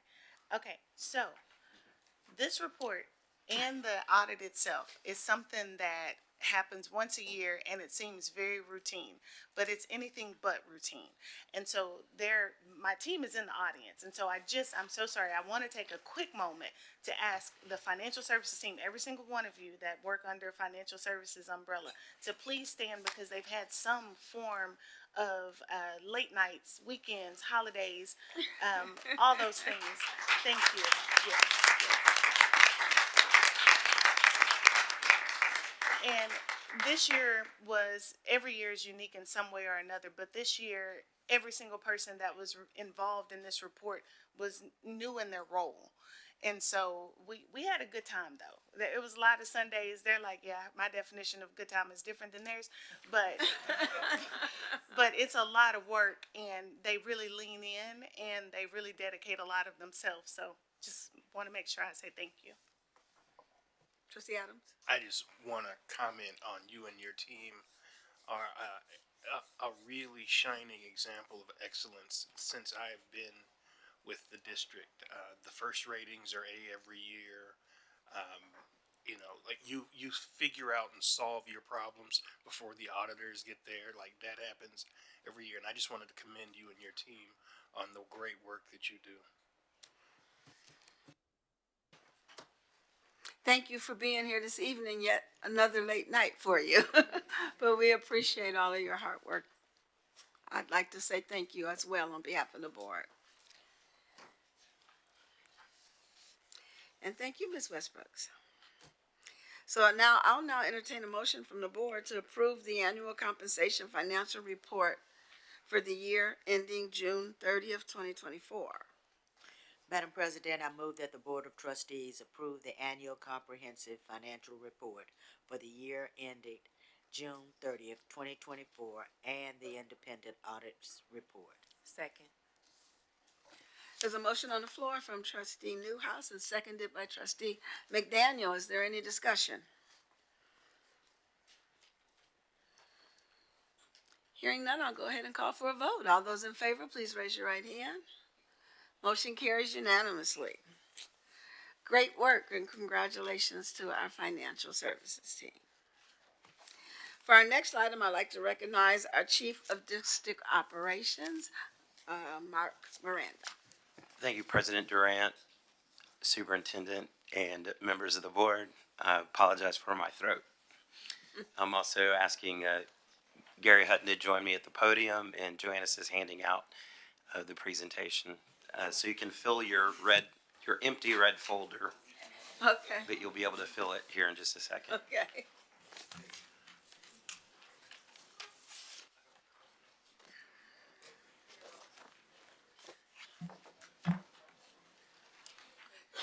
you. We're excited tonight to present an update on the ongoing work. We are in the early stages, but the ongoing work for the renovation of the newly named Sheila Jackson Lee Family and Community Engagement Center. And to just kind of get started on that, we ground everything in the Springway and the vision and mission for the school district. The vision and mission are both student-centered. We are creating a vision and a mission to be able to grow our students, to make them ready to contribute, compete, and lead in today's global society, as you know. And both the vision and mission are really outlined deeply in our every student, every teacher, every day strategic plan. And as we know, the strategic priorities, the 6 strategic priorities, the one that we'll focus on this evening is engagement. As we talk about the Family and Community Engagement Center, it's strengthening engagement with all community stakeholders through consistent opportunities with collaboration with families, students, and staff. And so really the Sheila Jackson Lee Center really focuses on that strategic priority of engagement. A few months ago, we had in one of the board updates an outline of projects that we hope to be able to launch through the use of bond interest income. And in that, we outlined a couple of different projects for the Family and Community Engagement Center. The first project was really facility renovations. That building needs a facelift. And so the renovation project includes a comprehensive enhancement of the building's exterior and interior, aimed really at improving the functionality, the aesthetics, and the energy efficiency for the building. And those components include new siding installation, parking lot resurfacing, restroom renovations, flooring upgrades, paint, electrical improvements, potentially optimizing some workstation layout, and potentially some HVAC upgrades if we can get to that within our budget allotment. We also want to look at pool and pool house upgrades, because we heard loud and clear from both our board and the community that being able to use that beautiful pool was a priority. And so in order to be able to do that, we need to upgrade the pool. And so there are some upgrades that the pool needs. And so we've committed to be able to do that as well.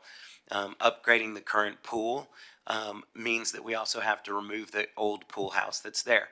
So demoing that pool house and adding a new restroom facility is part of the process as well. And so in order to be able to do that with our priorities, some of the different things that we heard from stakeholders and things that we want to be able to lay out are on the next slide. The exterior renovations would include a complete refacing of the building, a facade for that building, so it won't look like the old metal building. That'll be underneath, but it'll have a completely new facade, and you'll be able to see that. It'll be beautiful.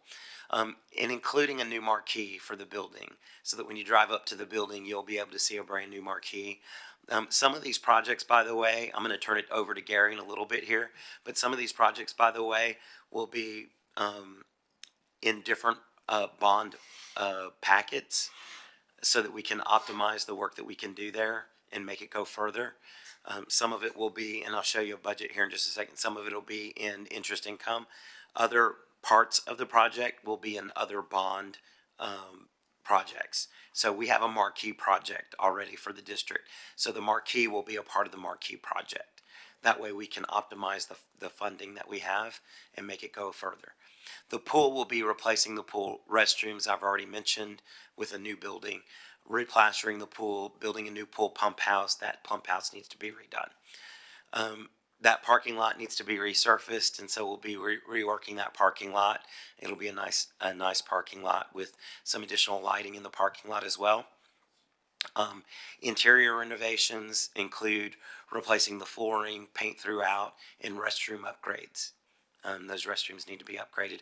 And then again, looking at the workspaces that are there for the employees that are working in the building.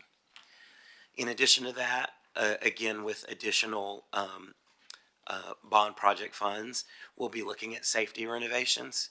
And so key safety renovations include security cameras, like we're doing at all buildings, security vestibules, like we'll be doing at all buildings, other perimeter security enhancements like fencing, impact resistant film that other buildings are getting, and then the intercom, like the AI phone that we'll be doing at other buildings, we'll also be getting at this building as well.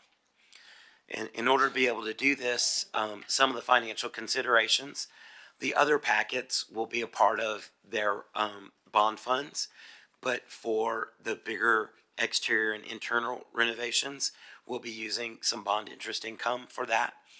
And those are the $2 amounts that you see at the top of this page, the 1.5 and the 9 million. So we're going to round that up to about $2 million total that'll come from bond interest income. This was also included in a board update several months ago. You should still have access to that if you wanted to go in and look at the details for that. we did include in that board update operational costs for what it will cost long-term to keep up, especially with the pool upgrade in the pool house as we open that pool for community use. There are some ongoing costs that we'll have to consider. We will be able to recoup some of that money by offsetting some of those costs with pool rentals. So there's an opportunity to do that. And as this gets built out, we'll be able to come back and readdress what those pool costs, those rental costs would look like.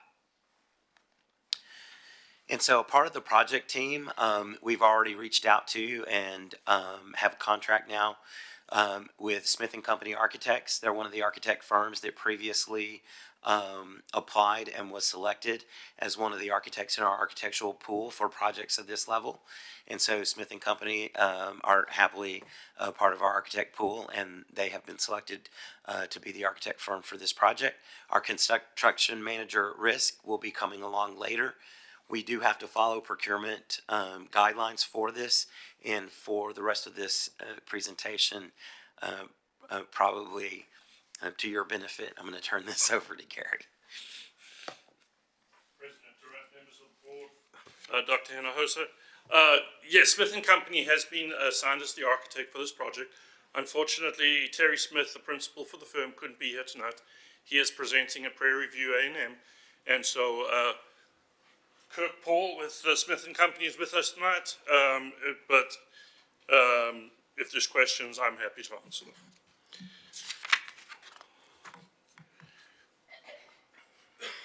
So right now we're in the planning phase of the project. The planning phase that we're working through is the preparations for the phase project. So we have hired the architect and the consultant team. We've met with building stakeholders for design ideas and needs assessment. We've done the ADA assessment at the site. We have a pool assessment that was completed by the same pool group that is going to be doing the new natatorium at Spring High School. We don't have original drawings for this building. This building was originally a YMCA. When we bought the building, we did not get a detailed set of plans that came with that. So we have consulted with a group who come in and scan the building. They use a laser scanner, they scan all the interiors, they do pictures on the interiors, and from that we can build the Revit model that we use to do the documentation. So we have done that. They actually just finished today with that project. And we've released the documents to the construction manager at risk. So because of the short time frame that we have on this project, and because we want to be able to do multiple phases and get projects done as quickly as possible, we've determined to use the CM at risk method for this.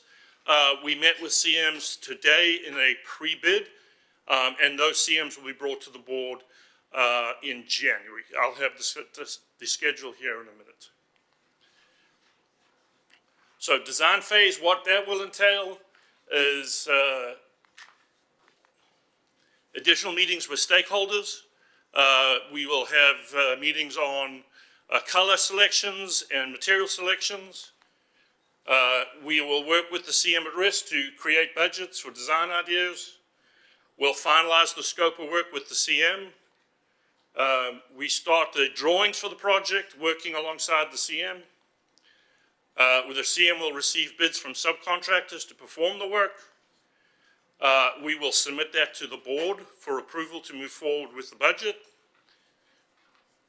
So our timeline as it stands right now, we met with the initial meeting with Terry Smith and his team in October. We're in November not now hiring the CM at risk. In December, we will start additional stakeholders meetings, and in January, we bring the board the recommendation to hire the CM at risk. We'll start our initial bidding in February, and then approval in April of the initial GMP, and start construction as quickly as possible, with that initial phase being substantially complete by August. That will include the exterior upgrades to the building to give it that look that we want from the building. Right now, it does not represent us very well. So that will be one of those original things we want to get done as quickly as possible. I'm happy to answer questions. Who have we identified as the stakeholders for the project? The Trinity Carroll with the Family and Community Engagement, Joan Strobart, who's her boss, and then whoever. Yeah, we'd be happy to invite Wants anybody to else, come. any of you guys or anybody else who wants to be a part of those discussions. Yeah, I was also just thinking of the community, since this is the community building. Sure. The students, the teachers, the parents. The good thing is it's the community engagement building, so I'm sure we Right. could find some people, yeah. Yeah, and Miss Carroll probably knows a few people that she can bring to the table as well. Yeah, maybe she can make some recommendations. Ms. Carroll's in the back. Ms. Carroll, you want to stand up, even though I think we all know who you are? Thank you. Okay, I think, I had really originally asked for this item tonight, because Dr. Hinojosa and I were able to meet with Dr. Lee and Erica Lee, Sheila Jackson Lee's family, to, get their approval and acceptance of naming the building. And then also we told them that we, by year end, would hope to have some sort of celebration or ribbon cutting. From looking at this, we need to change that date. That's what I'm saying. That's really what I was looking for, to see if, we could meet what we shared with them, or if we need to push it. Because of the extent of the work that we have to do and the procurement process and the timelines, we might be, there may be a few things, but the real, We don't want to rush it, and we want it done right. that's right. I just needed an update on where we are, so that Dr. Hinojosa and I can get back with the family, Sheila Jackson Lee's family, and Right. readjust that timeline and everything. I was telling Mr. Miranda early on, right now, Harris County is taking about 6 weeks for initial review of permits. Yeah. Because of the extent of work, this will require a permit. And so that process is at least 10 to 12 weeks right there. So we can start some of that work without the permit. We can get some minor site revisions, and we will do all we can to get going as quickly as possible. That's one of the reasons why having the CM on board helps, is that they can identify those quick, easy things that we can get out. Siding, that's a minor site permit, that's not a full permit. So what can we do with siding? But once you get inside the building and you start tearing out restrooms, that becomes a major renovation. Now you have to go and you have the permit redone. So No, I understand. I just saw Erica Lee at the polls, and I think my fearless leader here and I need to revisit the timeline with the family. But we appreciate the update. Are there any other questions? Just a comment, I recall that when we were starting work on the new police station, we did like a demo. Do you remember that? Oh, We right. stood out there with hammers and. I do remember. Yeah, we punched hole in the wall. There's an opportunity. There's an old building we gotta knock down. Okay. Well, so if I may, sir, we might be knocking down as much, but I would love some help painting. I can do paint, and then with siding, we absolutely can incorporate that into. We're gonna our knock time we're gonna frame. knock the old pool house down. That doesn't need to be knocked down. It'll That's just cute. fall down on its own. It'll fall down. You just push it. So I would like to recommend if we can add trustee Kelly P. Hodges as one of the stakeholders. Okay, She's that's the right. one that actually brought this forward, and has texted me that Erica Lee is Congresswoman. Erica S. Lee. So congratulations to her. So I'm gonna make sure I get her title right. Trustee Adams, did you have another question? Okay. Anyone else with any questions?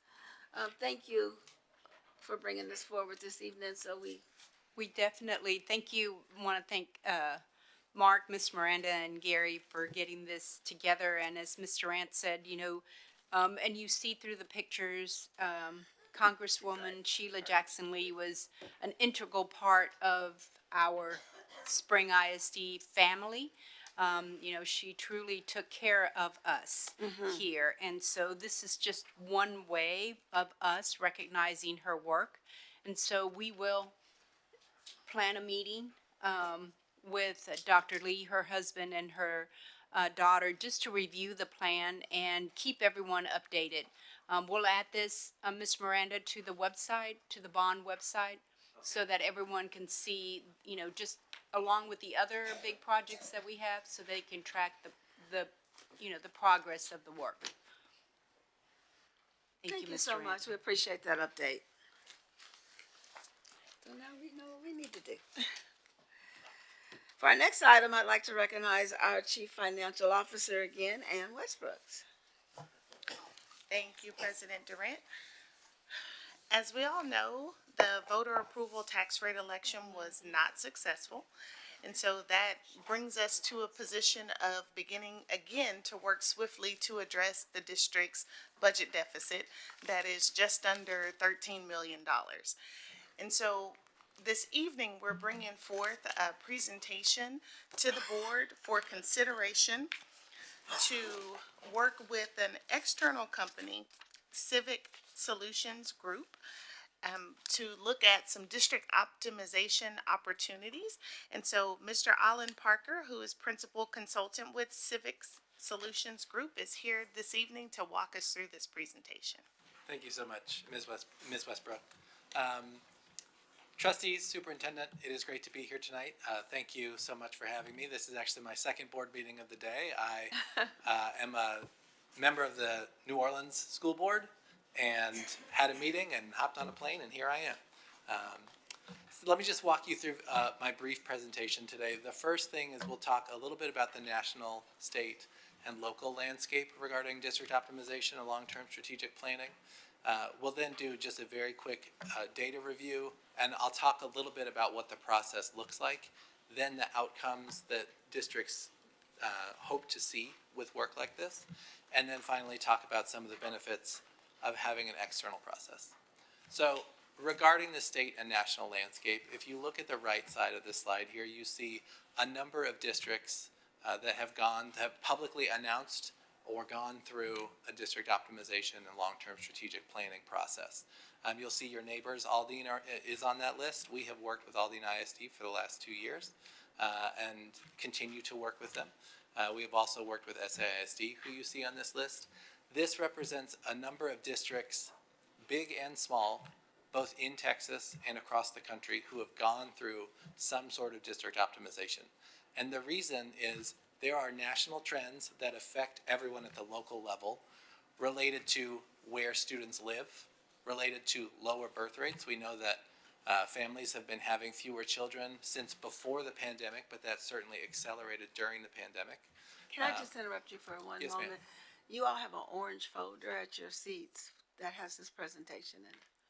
Thank you so much, Sorry Madam for the President. No interruption. problem at all. So we've seen lower birth rates, which, it started in about 2017. Those students are now in kindergarten, first and second grade. And so we're seeing smaller cohorts of children move through school systems across the country.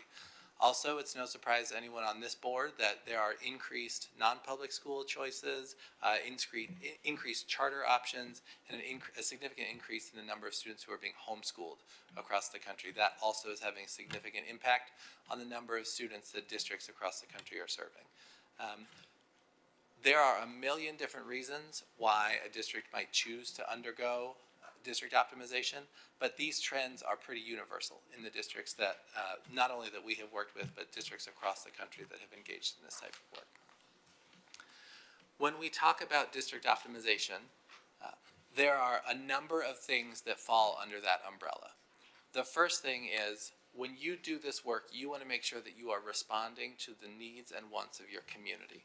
And so that often looks like expanding popular programming, making sure that you are responding not only to what parents say they want, but what parents have revealed in their preferences as far as what type of education they want their children to receive. There are a number of other things that fall under this umbrella, such as school consolidation.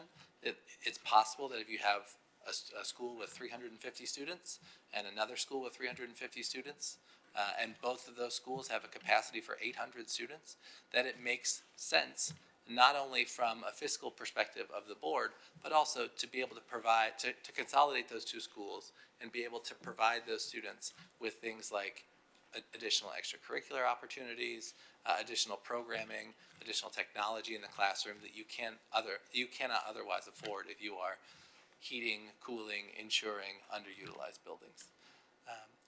I won't go through everything on this slide, but obviously there are a number of different ways that you can be responsive to the needs of your community.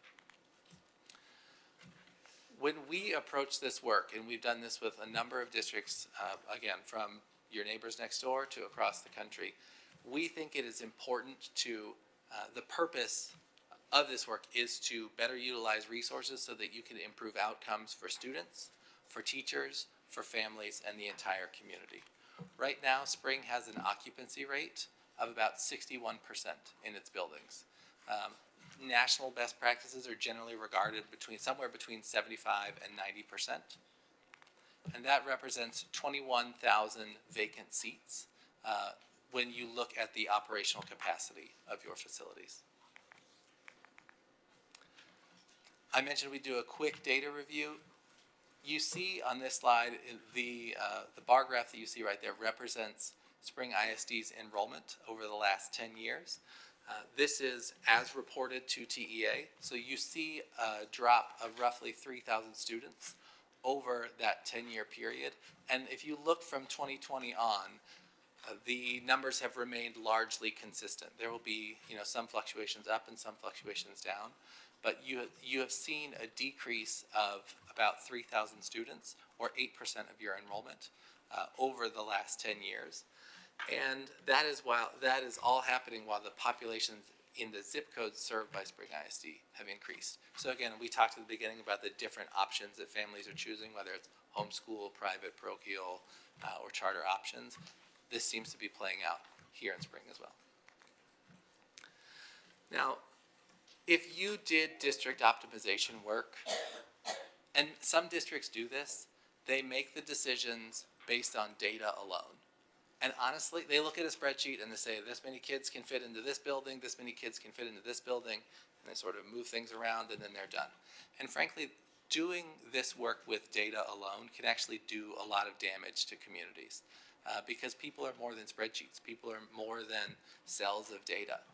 Similarly, if you only do this work using your context, using your values, using your experience, and you ignore the data that's in front of you, if you just go with your gut, you can also do damage to communities because you will ultimately make decisions that are not a complete picture. And so what we'd like to do in an approach like this is to marry these things, marry the data with context, values, and experience of each community to get to the district optimization recommendations that are right for your district. This is what the process typically looks like. Once the process is introduced, our firm immediately does an in-depth data analysis. We gather as much data as we can, both that's been publicly reported and district level data that is provided to us. And then the most important part of this process is to identify the priorities that are important to this board and to this community. And you identify those priorities and then you apply them to every school in the district. It is important that you do this in an equitable way and that you apply what is important to your families, to your staff, to this board, and you apply it evenly to all schools. After that is done, at that point, we make initial recommendations to the board. This board has an extensive discussion. The community is involved in a significant discussion process typically. And then those, we never come with recommendations that we believe are fully baked because we want to be responsive to the community, we want to be responsive to the board, and we recognize that those initial recommendations will be changed. After that, the recommendations are updated based on that feedback and typically approved by the board. And then the district begins working on that long-term work of implementing the changes that are necessary to be responsive to the needs of the community and the financial landscape of the district. Throughout this process, it is critically important that the board and stakeholders be involved. You see that arrow along the bottom, that is very intentional because board and stakeholder feedback is critical to this work, from the development of the priorities all the way through the approval of the recommendations. I talked about using data as well as context, values, and experience. If you look at this slide, this is a representation of some school profiles that we have created for, we create profiles like this for every school in the district with every district with whom we work. You can see we apply the priorities that are developed by the board and the community, which again are different in every instance because every community is different. And then we, as I mentioned, we apply those priorities to every school. So every school in the district receives a school profile like this. And very often districts move forward with something like this after the engagement on an annual basis to have sort of an annual report on the state of their schools. So that's the data piece. We also talked about context, values, and experience. What you see here is a list of some of the items that we have completed in other engagements that we have done. Oftentimes there's a superintendent's advisory panel. If a district has that structure, we like to use it and have community leaders named by the board and the superintendent to serve as sort of an advisory council. There are student surveys. We're currently working with the district in Louisiana that it has a lower enrollment than spring, and we've already received about 4,000 responses to a community survey that we've done because community feedback is critically important to this process. We also often will either support the district in holding town halls or we'll hold the town halls ourselves. We present at public meetings, make sure that all materials are able to be viewed well in advance, and often we'll work with the district's communications team to set up a website specifically related to district optimization and long-term planning. And then finally, we also often will work with the district to manage a public email address because again, we want to meet the community in whatever way makes sense for them. If they want to come to a public meeting, if they want to come to a town hall, if they want to send an email, if they want to send a survey, it's critical that we get as much community feedback as possible throughout this process. Just again to sort of explain how this process works, in this example, let's say Spring ISD had 20 schools. We would determine with the community, with the board, determine what the priorities are, apply those priorities to every single school in the district. Let's say 11 schools didn't meet those priorities and therefore became eligible for some sort of action. For those 11 schools that didn't meet at least one of the priority criteria, what we would do is conduct a comprehensive and independent review of those schools and then develop school profiles and recommendations for them, recognizing that a district isn't going to take action on 11 schools in 1 year very often. This is long-term work. This is about putting Spring ISD on a better fiscal and academic trajectory for the long term.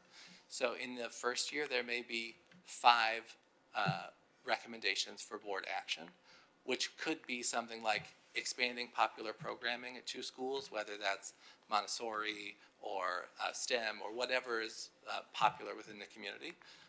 2 schools could be recommended for consolidation, and there could be a campus redesign. Say, if the district wanted to move into a direction where there was a K-8 model, for example. I think I've got 2 more slides. I just wanted to share a couple of the numbers from our engagements with other districts. The first is with the district that we're working with currently in Louisiana. I talked about how the most important part about this work is putting kids in better quality facilities and higher performing schools. Again, this is a district that has fewer students than Spring ISD, and we're moving 3,600 students to higher performing campuses, and the number is about 3,100 students going to higher quality facilities. This $8,100,000 number, this represents the savings from our first engagement with Aldine ISD. That is recurring savings to the district. Additionally, I talked at the beginning about occupancy rate with one district that we've worked with. We've increased their occupancy rate by over 13%, which would, if the same happened in Spring, it would put Spring basically in the same band as best practices recommend, somewhere between 75 and 90%. And then finally, we talk about this being long-term work.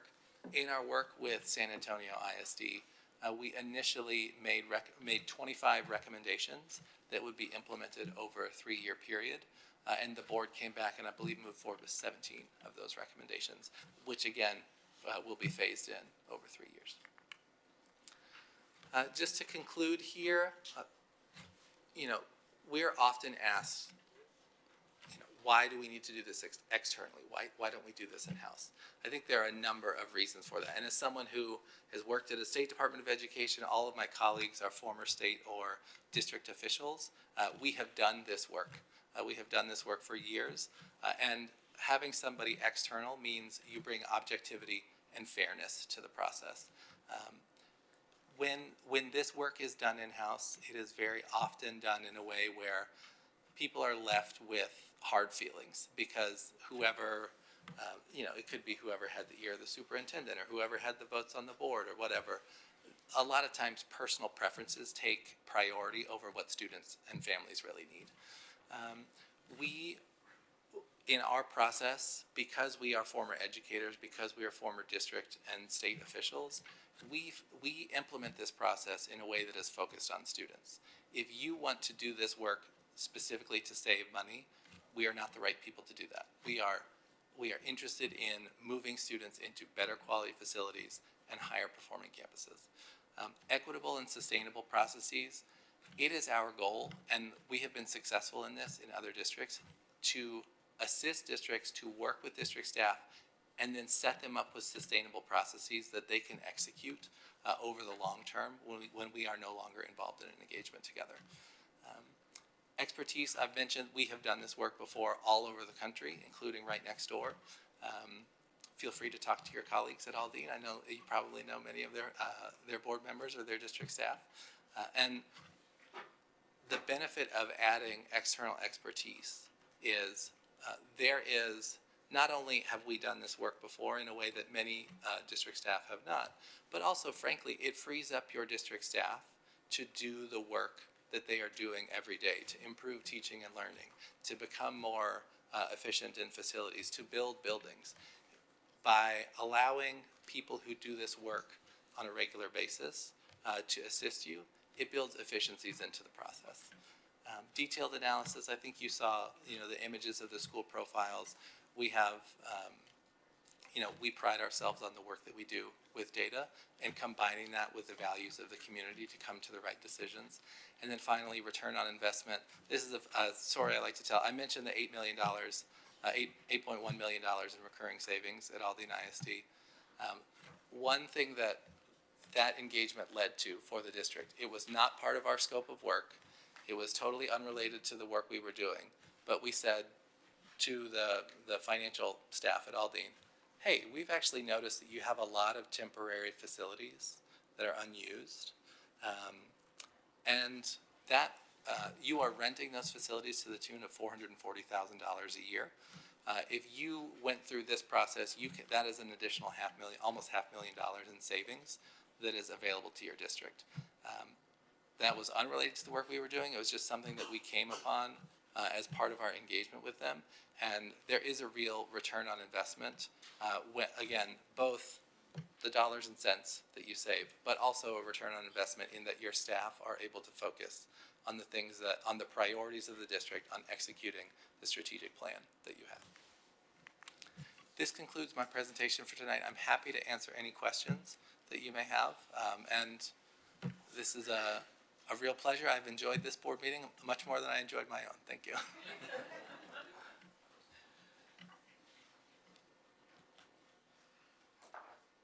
Are there any questions? Trustee Adams? You are familiar to me. Yes. Where is it that I know you from? So I am also a school board partner. That's fellow. what it is. And Mike MacArthur was your... Yes, sir, that's correct. I wonder, how long has CSG been around? Did I miss that? So we were founded in 2019, but many of us worked together prior to that in a number of different engagements. I That's been bothering me. I've been looking at you and trying to know where I place you. Cohort 4. That's right. That's right. How long do you typically, I guess it will depend, but after you give the recommendation, are you walking the district along the process? Or how does that So work? it depends. We typically respond in whatever way the district needs, and every district is different. So there are some times where we work with the district and we get to the recommendations, the board approves the recommendations, and we say, thank you so much, this was wonderful, and the board takes it from there. Or excuse me, the district takes it from there. There are also engagements where we make recommendations and then we lead the implementation of the process, where we bring together the technology teams and the operations teams to move teacher equipment from one place to another, or to help them order the right curricula for when they're expanding their programming. So it really depends on what the needs of the district are. And typically what we have found is that it is possible to do this work in 3 to 4 months, but it is never a good outcome for families. And so typically the fastest that we would recommend is somewhere between 5 and 6 months. But the work that we have done with many districts has extended for multiple years, just depending on the landscape that each district faces. Thank you. Well, thank you very much. And now I am going to run back to the airport. Have a wonderful evening. Thank you. Thank you so much. Thank you. Thank you for coming. I know you had your own board meeting, and we appreciate you taking the time and coming. And I'm glad that you found some familiar faces on our board, so that's great. Thank you.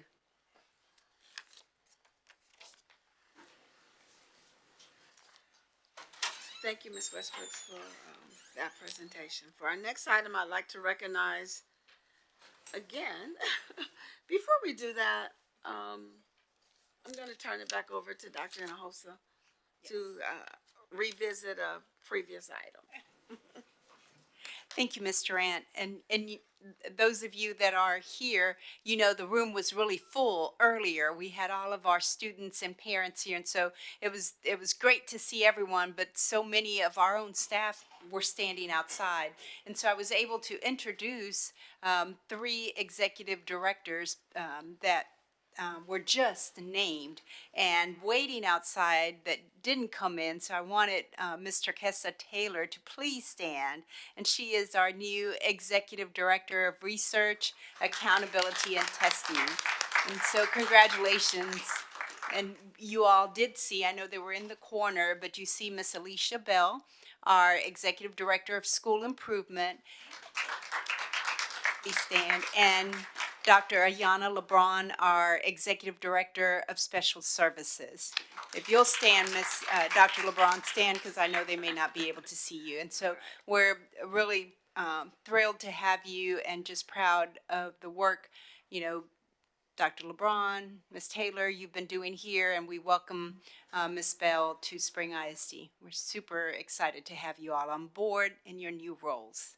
Thank you, Ms. Durant. I appreciate that. All right, so I will turn it over again to our Chief Financial Officer, Ann Westbrook. Thank you, President Durant. And for this item, you have a green folder. Oh, no. Great.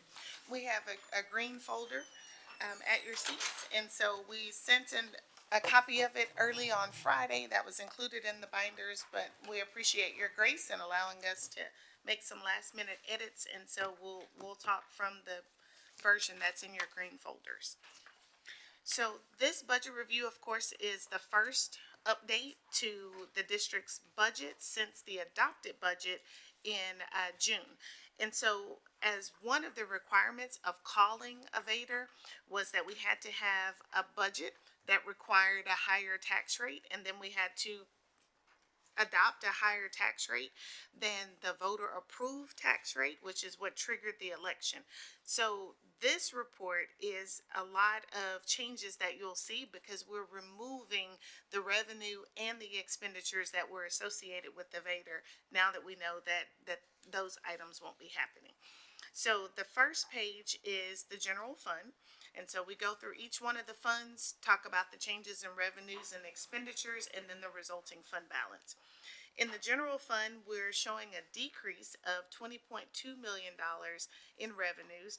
As we know, $11.2 million of that would have been the state aid portion of the VADER, and $9 million would have been current tax revenue that again is associated with the VADER. Those were the two decreases, and then that's offset by a couple of much smaller increases.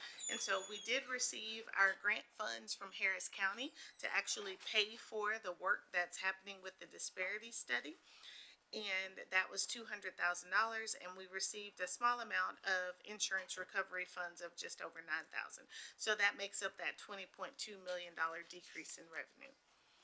On the expenditure side, there's a net decrease of $6.4 million, and so that is made up of a decrease to district-wide expenditures. So we had $8.3 million that was in our district-wide budget that was held for raises.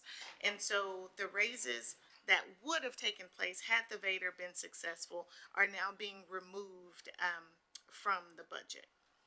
There's an increase of just under $1.5 million for reappropriated prior year encumbrances. And so what that is when we obligate funds, we use a purchase order, and a purchase order encumbers those funds and set them aside for the future. At the end of the year, the fiscal year, if those funds have not been expended, that PO has not been paid, those encumbrances lapse. But then we roll them forward to the new year because they'll be paid in the new year. So then we're reappropriating and setting up the budget for those encumbrances.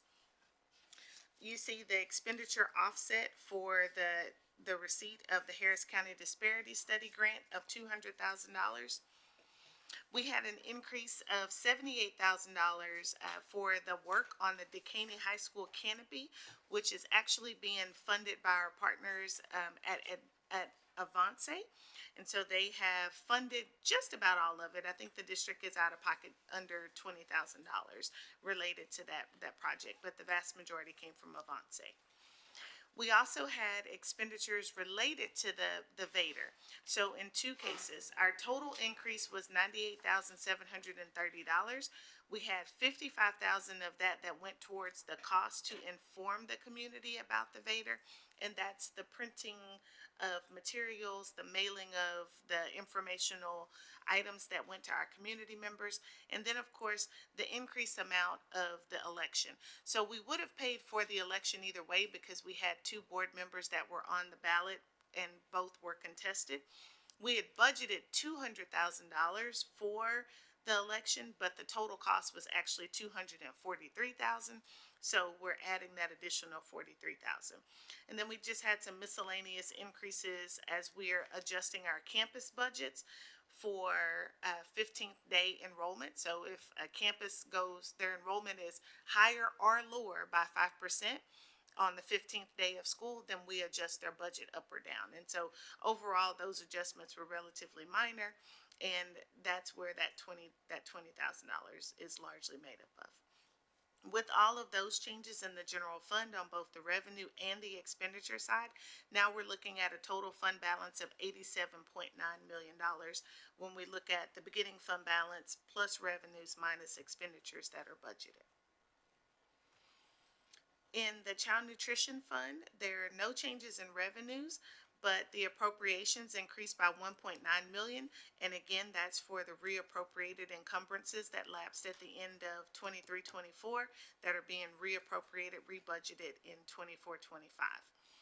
The Child Nutrition Fund balance is anticipated to be just under $9.8 million, and of course, the Child Nutrition Fund is restricted for only child nutrition purposes.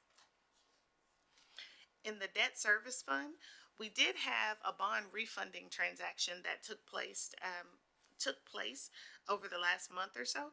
And so we closed on that, and it impacted both the Debt Service Fund and capital projects because we had two series.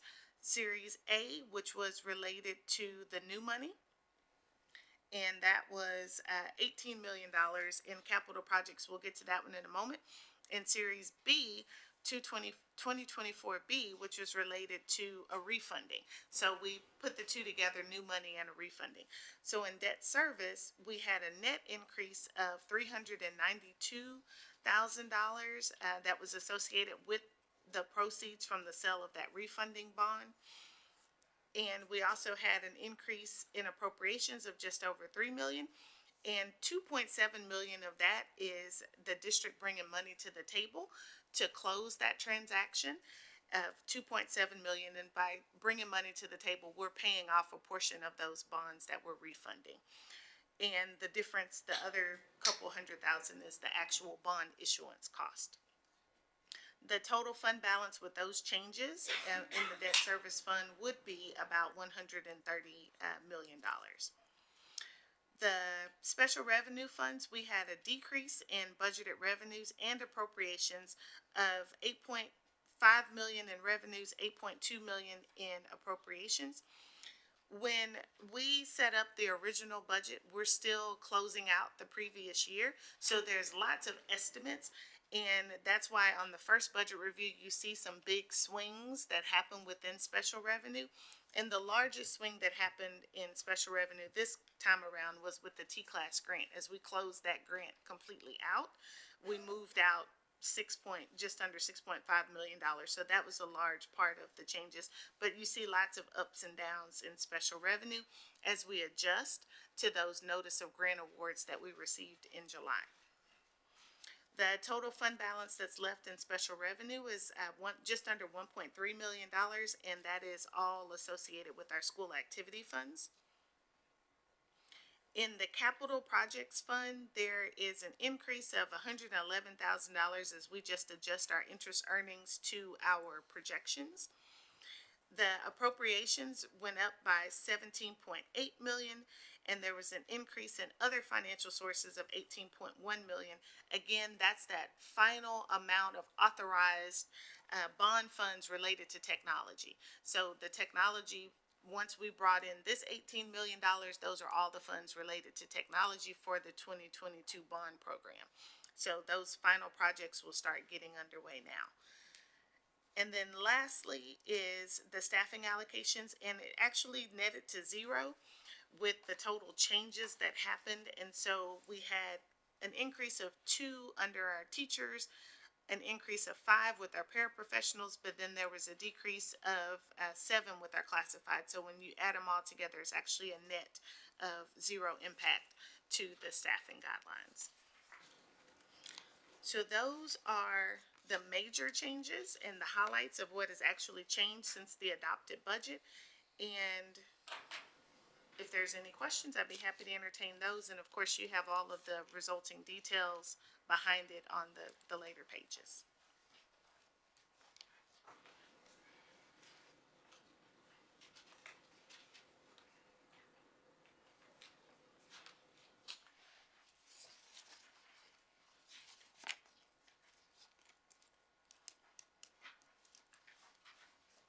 Are there any questions?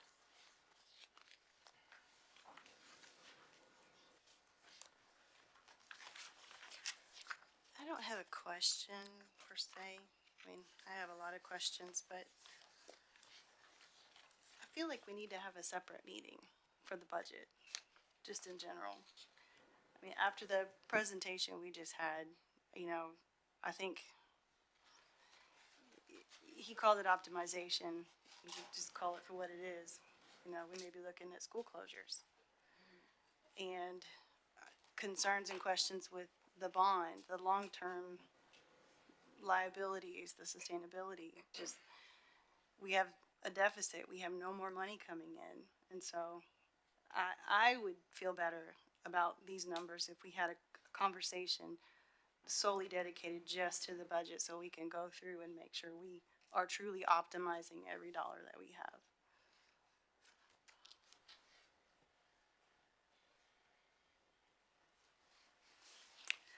Any feedback on Trustee Correa's ask?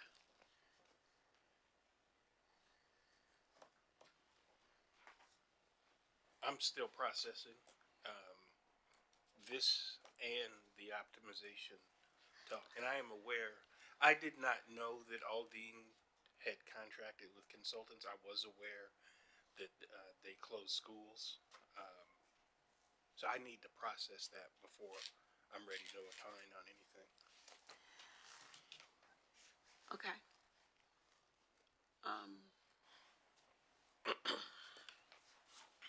So, you have a comment?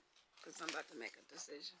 Right, so just the optimization discussion and project would be moving us into the 25-26 budget. So we wanted to have Olin present to, really get us started in the discussion. If you'll recall, every year, for the past 2 years since I've been here, we've had to have these really difficult decisions and discussions, and so we wanted to start as early as possible. So with today's presentation, it really starts our discussion for the 25-26 budget. This budget, or this presentation, is actually our first budget review. This one was the budget that was approved with the VATRE, and so now, since it did not pass, we've got to come back and approve this budget, taking out the additional money that we were anticipating. So I think it's two different discussions. One starts next year's, and you're right. I think we need to have some really deep conversations, including, what was presented to us and anything else. It's important that we start that discussion as soon as possible. This is the budget that we're operating under now, backing out the anticipated revenues that we were, counting on, and now this is what we have to operate this year. Ms. Westbrook, it is two separate. I think we understand that it's separate, but I do think we need to process all that we've received. Maybe we're a little premature in bringing that presentation along with the first budget review at the same time. But, Ms. Westbrooks, what's our timing on this? Does this need which to be one? done today? The first On our budget first review? budget review, yeah. We do need to approve that one today, if possible. The numbers, they're not necessarily changing unless there's something that you have a concern with. And the reason we need the approval is because the first budget review is the budget that gets sent up to TEA. And that's the one that's used for our first rating for variance analysis, which is why we needed to quickly shift and remove all of the impact of the VADR so that we can submit it to TEA as part of the fall PEAM submission.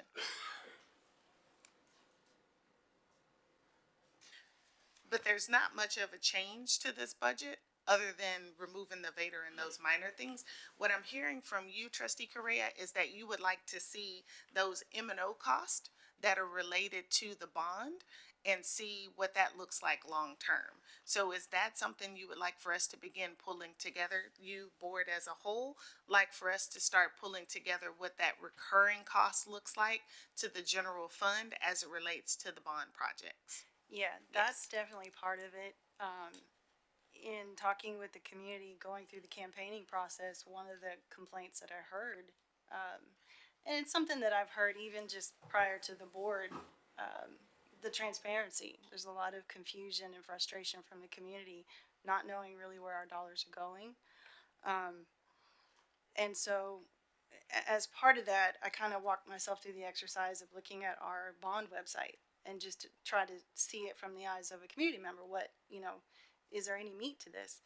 And the information that we have on our website, it has, the bond details, the meetings, the timeline, the prioritized projects, but it doesn't really explain like how much we've spent, what's the progress of specific projects, things like that. I think would help with some of the transparency. But then as part of that, it got me to start thinking about some of these long-term costs with this EPIC. Probably not going to be the favorite person in the room, but I don't think we should continue that project right now. I can't, the long-term costs without seeing something in writing that shows, what that's going to look like. to me, that's hard to say, yeah, let's move forward, knowing that we are millions in the hole and we don't see any rescue coming. So that's one of my concerns. And then just to his point, optimizing our dollars. I looked at the square footage of our schools. We have several schools where we are under 60%.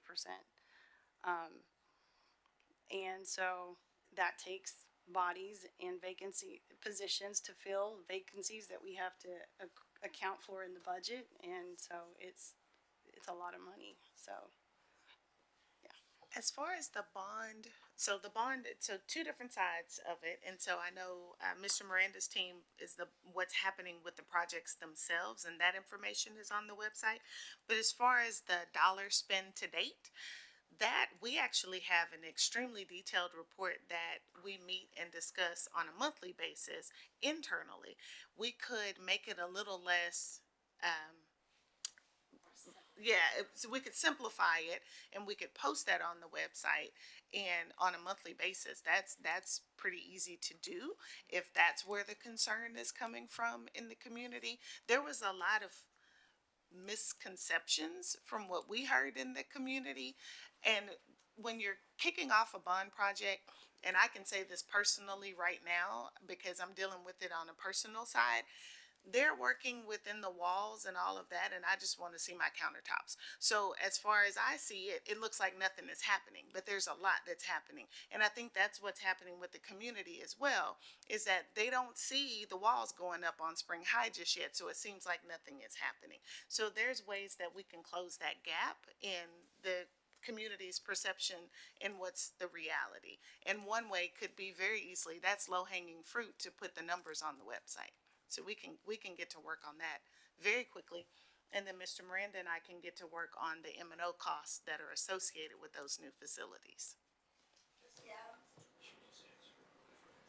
Your question. are we, on the M&O piece, I'm sorry, are we butting up to the maximum percentage that we can effectively request? Are we like, is it like a 50 cent on the M&O and total of 167 for the The opposite. Opposite, There's a 50-cent ceiling on the interest and sinking side of the debt service, but that's only when you're initially going out for a bond. The reason, and I know as community members, none of us like to hear this, but it's reality.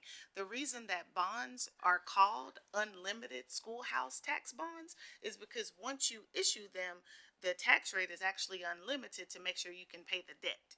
So we're prudent and we do our due diligence to make sure that we're only levying the tax rate that we have to levy in order to pay our debt. But that 50-cent test only comes into play when you're trying to go out for a bond. So we're not in that position anymore. And we're at 44 cents. And right now, if things hold steady, we won't have to go up anymore. I think it's important to remember that we're not in this situation because we were imprudent with our money and with taxpayers' money. We're in this situation because of a political gambit being played by the governor and, in my view, the TEA commissioner, that did not increase our basic allotment for a very long time while the costs of all goods and services was steadily increasing. That's not what they're supposed to be doing. So I think instead of kicking ourselves, we need to be kicking the legislature and pressuring and advocating the legislature to do what they're required to do under the Constitution around funding public education. And so we'll have to have a conversation about whether we should punish our community and our students by denying them EPIC. Because I don't think it's the taxpayers in this community who voted down the Vader. They didn't let us down. The legislature has been letting us down.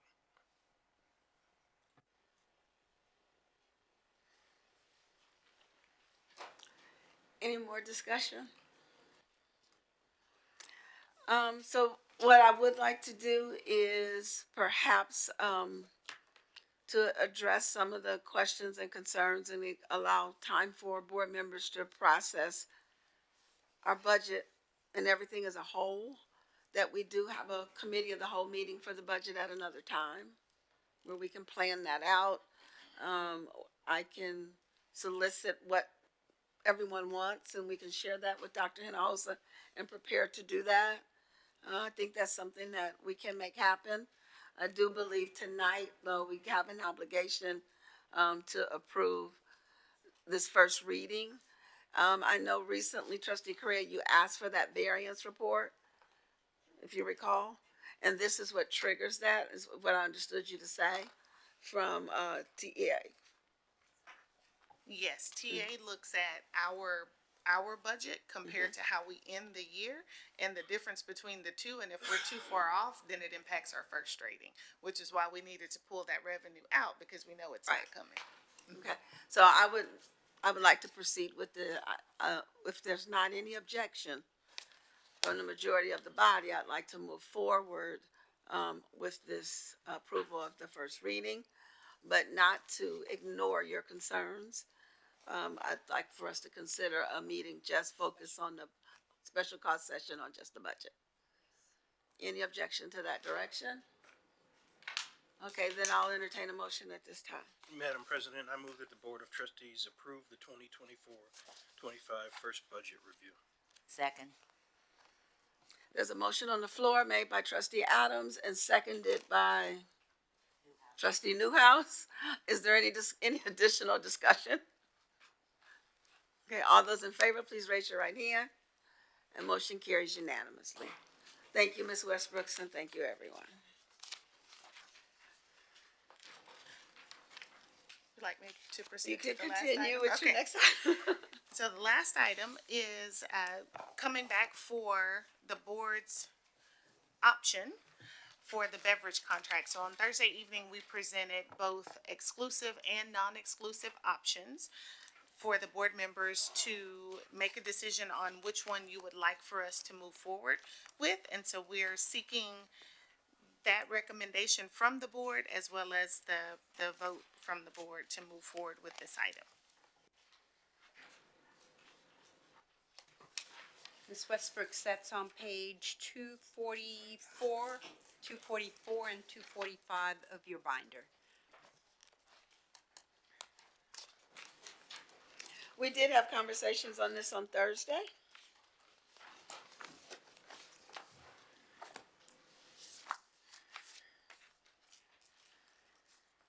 And so basically there's three options. There is, and this would be in all vending machines in all buildings on the entire campus. Option A is only Dr. Pepper. Option B is only Coca-Cola. And option C is the non-exclusive where we could have both in the machines. I do know that Philip Ellis cautioned us on Thursday that there are some buildings that have Coke machines, the machine itself, and we couldn't put any products in that machine other than Coke. So there may be some campuses that would have just Coca-Cola at the time until we can replace those machines. And so is there a recommendation from the body for either of the options? I do have one question. I don't know if he's there to answer. Would there be a cost associated with swapping those machines out? No? No. Okay. Thank you. Okay, I can give you a little history. Ms. Westbrooks can maybe attest. When we first started on the board, there were no Coke products in our machines. It was all Pepsis. And it was not a very happy experience from the staff. They really preferred the Coke products. But then with going with the non-exclusive, which was actually a request from Trustee Adams to look at potentially a non-exclusive contract, which is option C.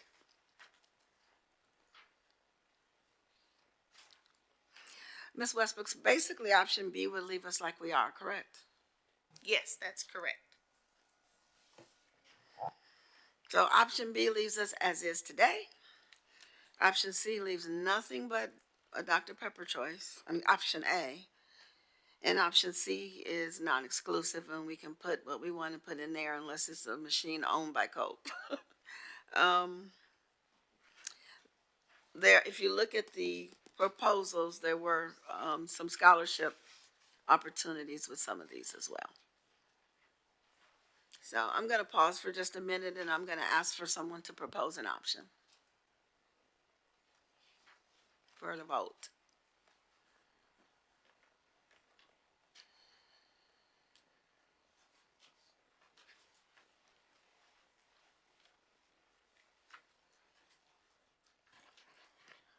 Madam President, I move that the Board of Trustees award a beverage and vending concession agreement contract to the provider recommended by the administration, specifically option C. Okay.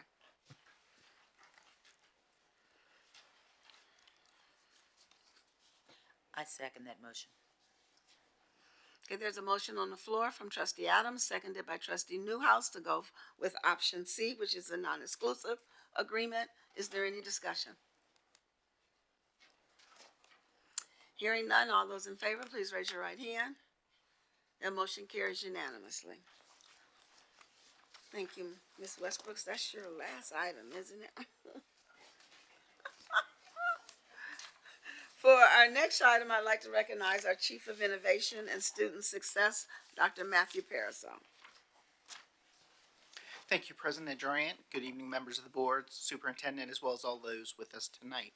This item can be found on page 249 of your packets. As trustee Adams shared, the legislature did not provide us the adequate funding needed to fund public schools and let us down. However, our administration has been doing everything they can to bring in extra dollars.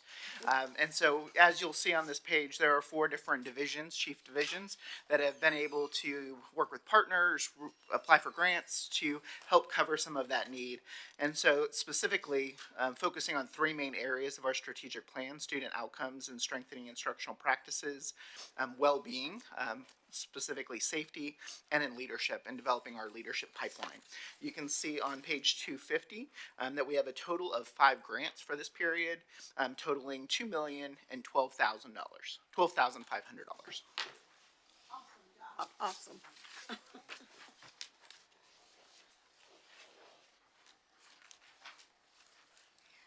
As we just talked about, the lack of funding from our legislators to public education, for you all to come forward with this amount of grant money is just awesome and amazing. I remember sitting on this board when we went a couple of years with no grant funding, so great job to everyone that's doing that. So I will entertain a motion. Madam President, I move that the Board of Trustees quickly approve the grants awarded by the Spring ISD as presented by the administration. Second. There's a motion on the floor, a quick motion on the floor from trustee Newhouse and seconded by trustee Correa. Is there any discussion? Any additional comments? Hearing none, let's call for a vote. All those in favor, please raise your right hand. That motion carries unanimously. We accept the $2 million. Thank you, Dr. Parasol. For our next item, I'd like to recognize our Chief of Academic and School Leadership, Dr. Craig Quare. Thank you, President Durant, members of the board, and Superintendent Hinojosa. Here is another great opportunity also for Spring ISD. As this is going to be more on the human capital side, we are looking to enter into a partnership with U of H, which is going to help support our specifically our initiative in special education and looking to grow our own. The SLP Graduate Student Externship is an opportunity for Spring ISD Special Services to serve as a clinical educator site, which will be for our graduate students in their final stages of preparation before graduating. So these students will study under our full-time speech and language pathologists and therapists as we build partnerships to recruit more highly qualified students to become employed by Spring ISD. We know that this is an area that's hard to fill. This is a national gap. This actually also predates COVID. So COVID has actually made that a lot more wider. So this opportunity, is a wonderful opportunity to help us start to create more hiring opportunities, retention opportunities for these hard to fill areas, specifically with our SLPs and our SLP assistants. Great. I'll entertain a motion. I move that the Board of Trustees approve the affiliation agreement with the University of Houston as presented by the administration. Second. It's a motion on the floor from trustee McDaniel, seconded by trustee Newhouse. Is there any discussion? I'd just like to comment once again, great work. You guys keep the money coming in and the agreements flowing. These are positions that have always been very difficult to fill. So I'm sure this makes Dr. King happy as well. Truly an asset Yes. for our special ed department. Absolutely. And I don't remember a lot of agreements with U of H, so that's good. Yes, ma'am. Yeah, this is one of our first ones with them, isn't it? Yes, and I see Dr. LeBron smiling. That's where she got her doctorate, or we all got our doctorate, and it's that connection, right? All that right, we're well, thank you, making with the Dr. university. LeBron, because I've been on the board 18 years. I don't remember a U of H agreement. Cougs. So Right. great job. Yeah, go Cougs. Go Cougs. Thank you for your All support, right. board. All right, any other discussion or questions? I'll call for the vote. All those in favor, please raise your right hand. That motion carries unanimously. Thank you, guys. The next item is a report out from the Board of Trustees. The first item is listed as the Board President Leadership Cohort, but we have two cohorts that we work with, and that's the student governance that trustee McDaniels is leading, and then mine that kicked off today. So in the future, can we kind of maybe put 2 bullet points over that for both cohorts? And I'm gonna yield to my colleague and let her report out first. Thank you, President Durant. The Student Governance Fellowship met on Monday. Ms. Natalia Gomez Ramback from Raise Your Hand Texas came and walked students through the election results. She showed them how they can find them themselves on Texas Tribune website from the national, state, and local levels. Just inform them why it's important to research the elected officials and their platforms, see how they voted, whether they're supporters of public ed. And they also had a charge to develop their own advocacy agenda, 3 to 5 priorities that are, of course, student-centered based on their needs and the needs as they survey their peers. And so they'll come back with that at the December meeting.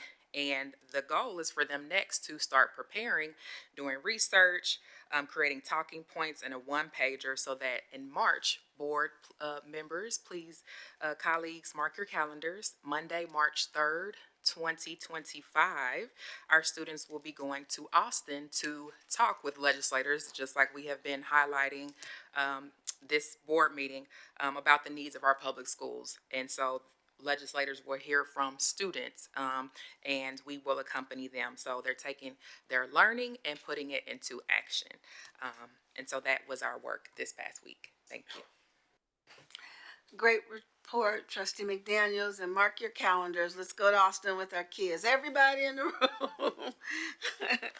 and confront and let them see the need and hear it from our students. Thank you. Great work. I talked a little bit at the beginning of the meeting about the president's cohort that I'm so excited. They kicked off today. They're going to meet with us once a month. It'll be before the board meeting. There's 7 modules to successful leadership.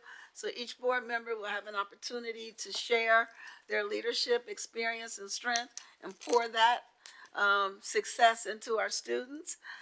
We've identified students from each campus. We had 20 of the 25 there today. I think it went very well. I want to thank trustee McDaniels for being there to help me hand out the Monopoly bucks during the icebreaker. But we had a really good time. I saw a lot of faces. I saw a lot of aha moments. They were very engaged in responding to my questions. I was thinking I was going to have to kind of pull people to talk, but not with this group. They were vocal, and they will be doing a community service project on leadership that they will present to the board at the end of the 7 modules. And they'll receive a certificate of completion, community service hours. They'll be able to utilize their letters as participating in this cohort with their college applications or any scholarship applications. And we're really excited. I'm especially excited about it. I want to thank my colleagues for agreeing to partner with me and taking a month. Each one of us have a month in sharing your experience with our students. So more to come on that. Our next update is the audit committee. We did meet with our new internal auditor this week. She provided an update on where she is with our 90-day audit plan and our new charter and things that we've made changes on. And so we're excited about having Ms. Courtney Smith with us in the direction that we're moving. She has met with all of the leadership team and the board members as she establishes our audit plan. Usually we have a year-long audit plan, but she will have a semester-long, starting in January. She'll be able to come to the board and we will approve in December that audit plan starting in January. So I appreciate her stepping in her new role and actually getting us an audit plan sometime through this semester. So great work. Any questions on either one of the cohorts or the audit committee? I do not know if we have an update currently for the governance committee.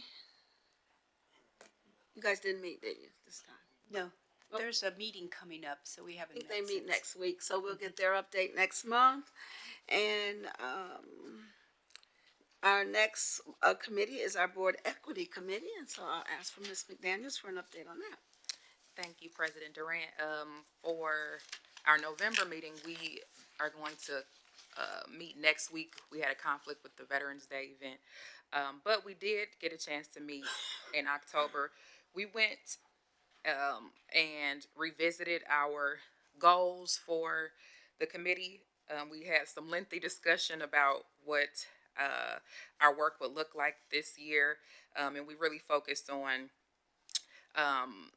our data. So we recognize that there are departments that are already working on annual milestones that align with our equity goals. And so I would like for our equity committee to present the equity scorecard. We still need a new name for that, but potentially in January, just so that we're able to see, how far we've come since the equity study, what our goals are, what the district is already working on from each department. So potentially January, I'll meet with the team and see if they will feel prepared for that. But that was the majority of our discussion. We talked about those empathy interviews and how that could come into play. We need to come up with 1 to 3 questions to poll the community to get qualitative data surrounding equity. So I'm looking forward to coming in January and providing more of a comprehensive outlook. Thank you. We'll look forward to that update in January. Our next committee is the data committee, and Dr. Jensen had emailed me her report. And so the data analysis committee met with myself, Rhonda Newhouse, and our internal auditor, Courtney Smith. Jason Schaefer, Dr. Parasol attended a decision ed training with the data committee. John Peters on October 29th walked us through the board's dashboard. I want to thank him for taking the time. He even stayed a little extra to work with some of us. It's actually an amazing dashboard.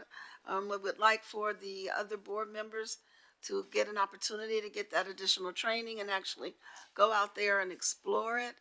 So there's a lot of data that oftentimes we ask for that you can now actually pull for yourself. So thank you to Mr. Peters for his hard work on that dashboard. Any questions? All right, thank you, everybody.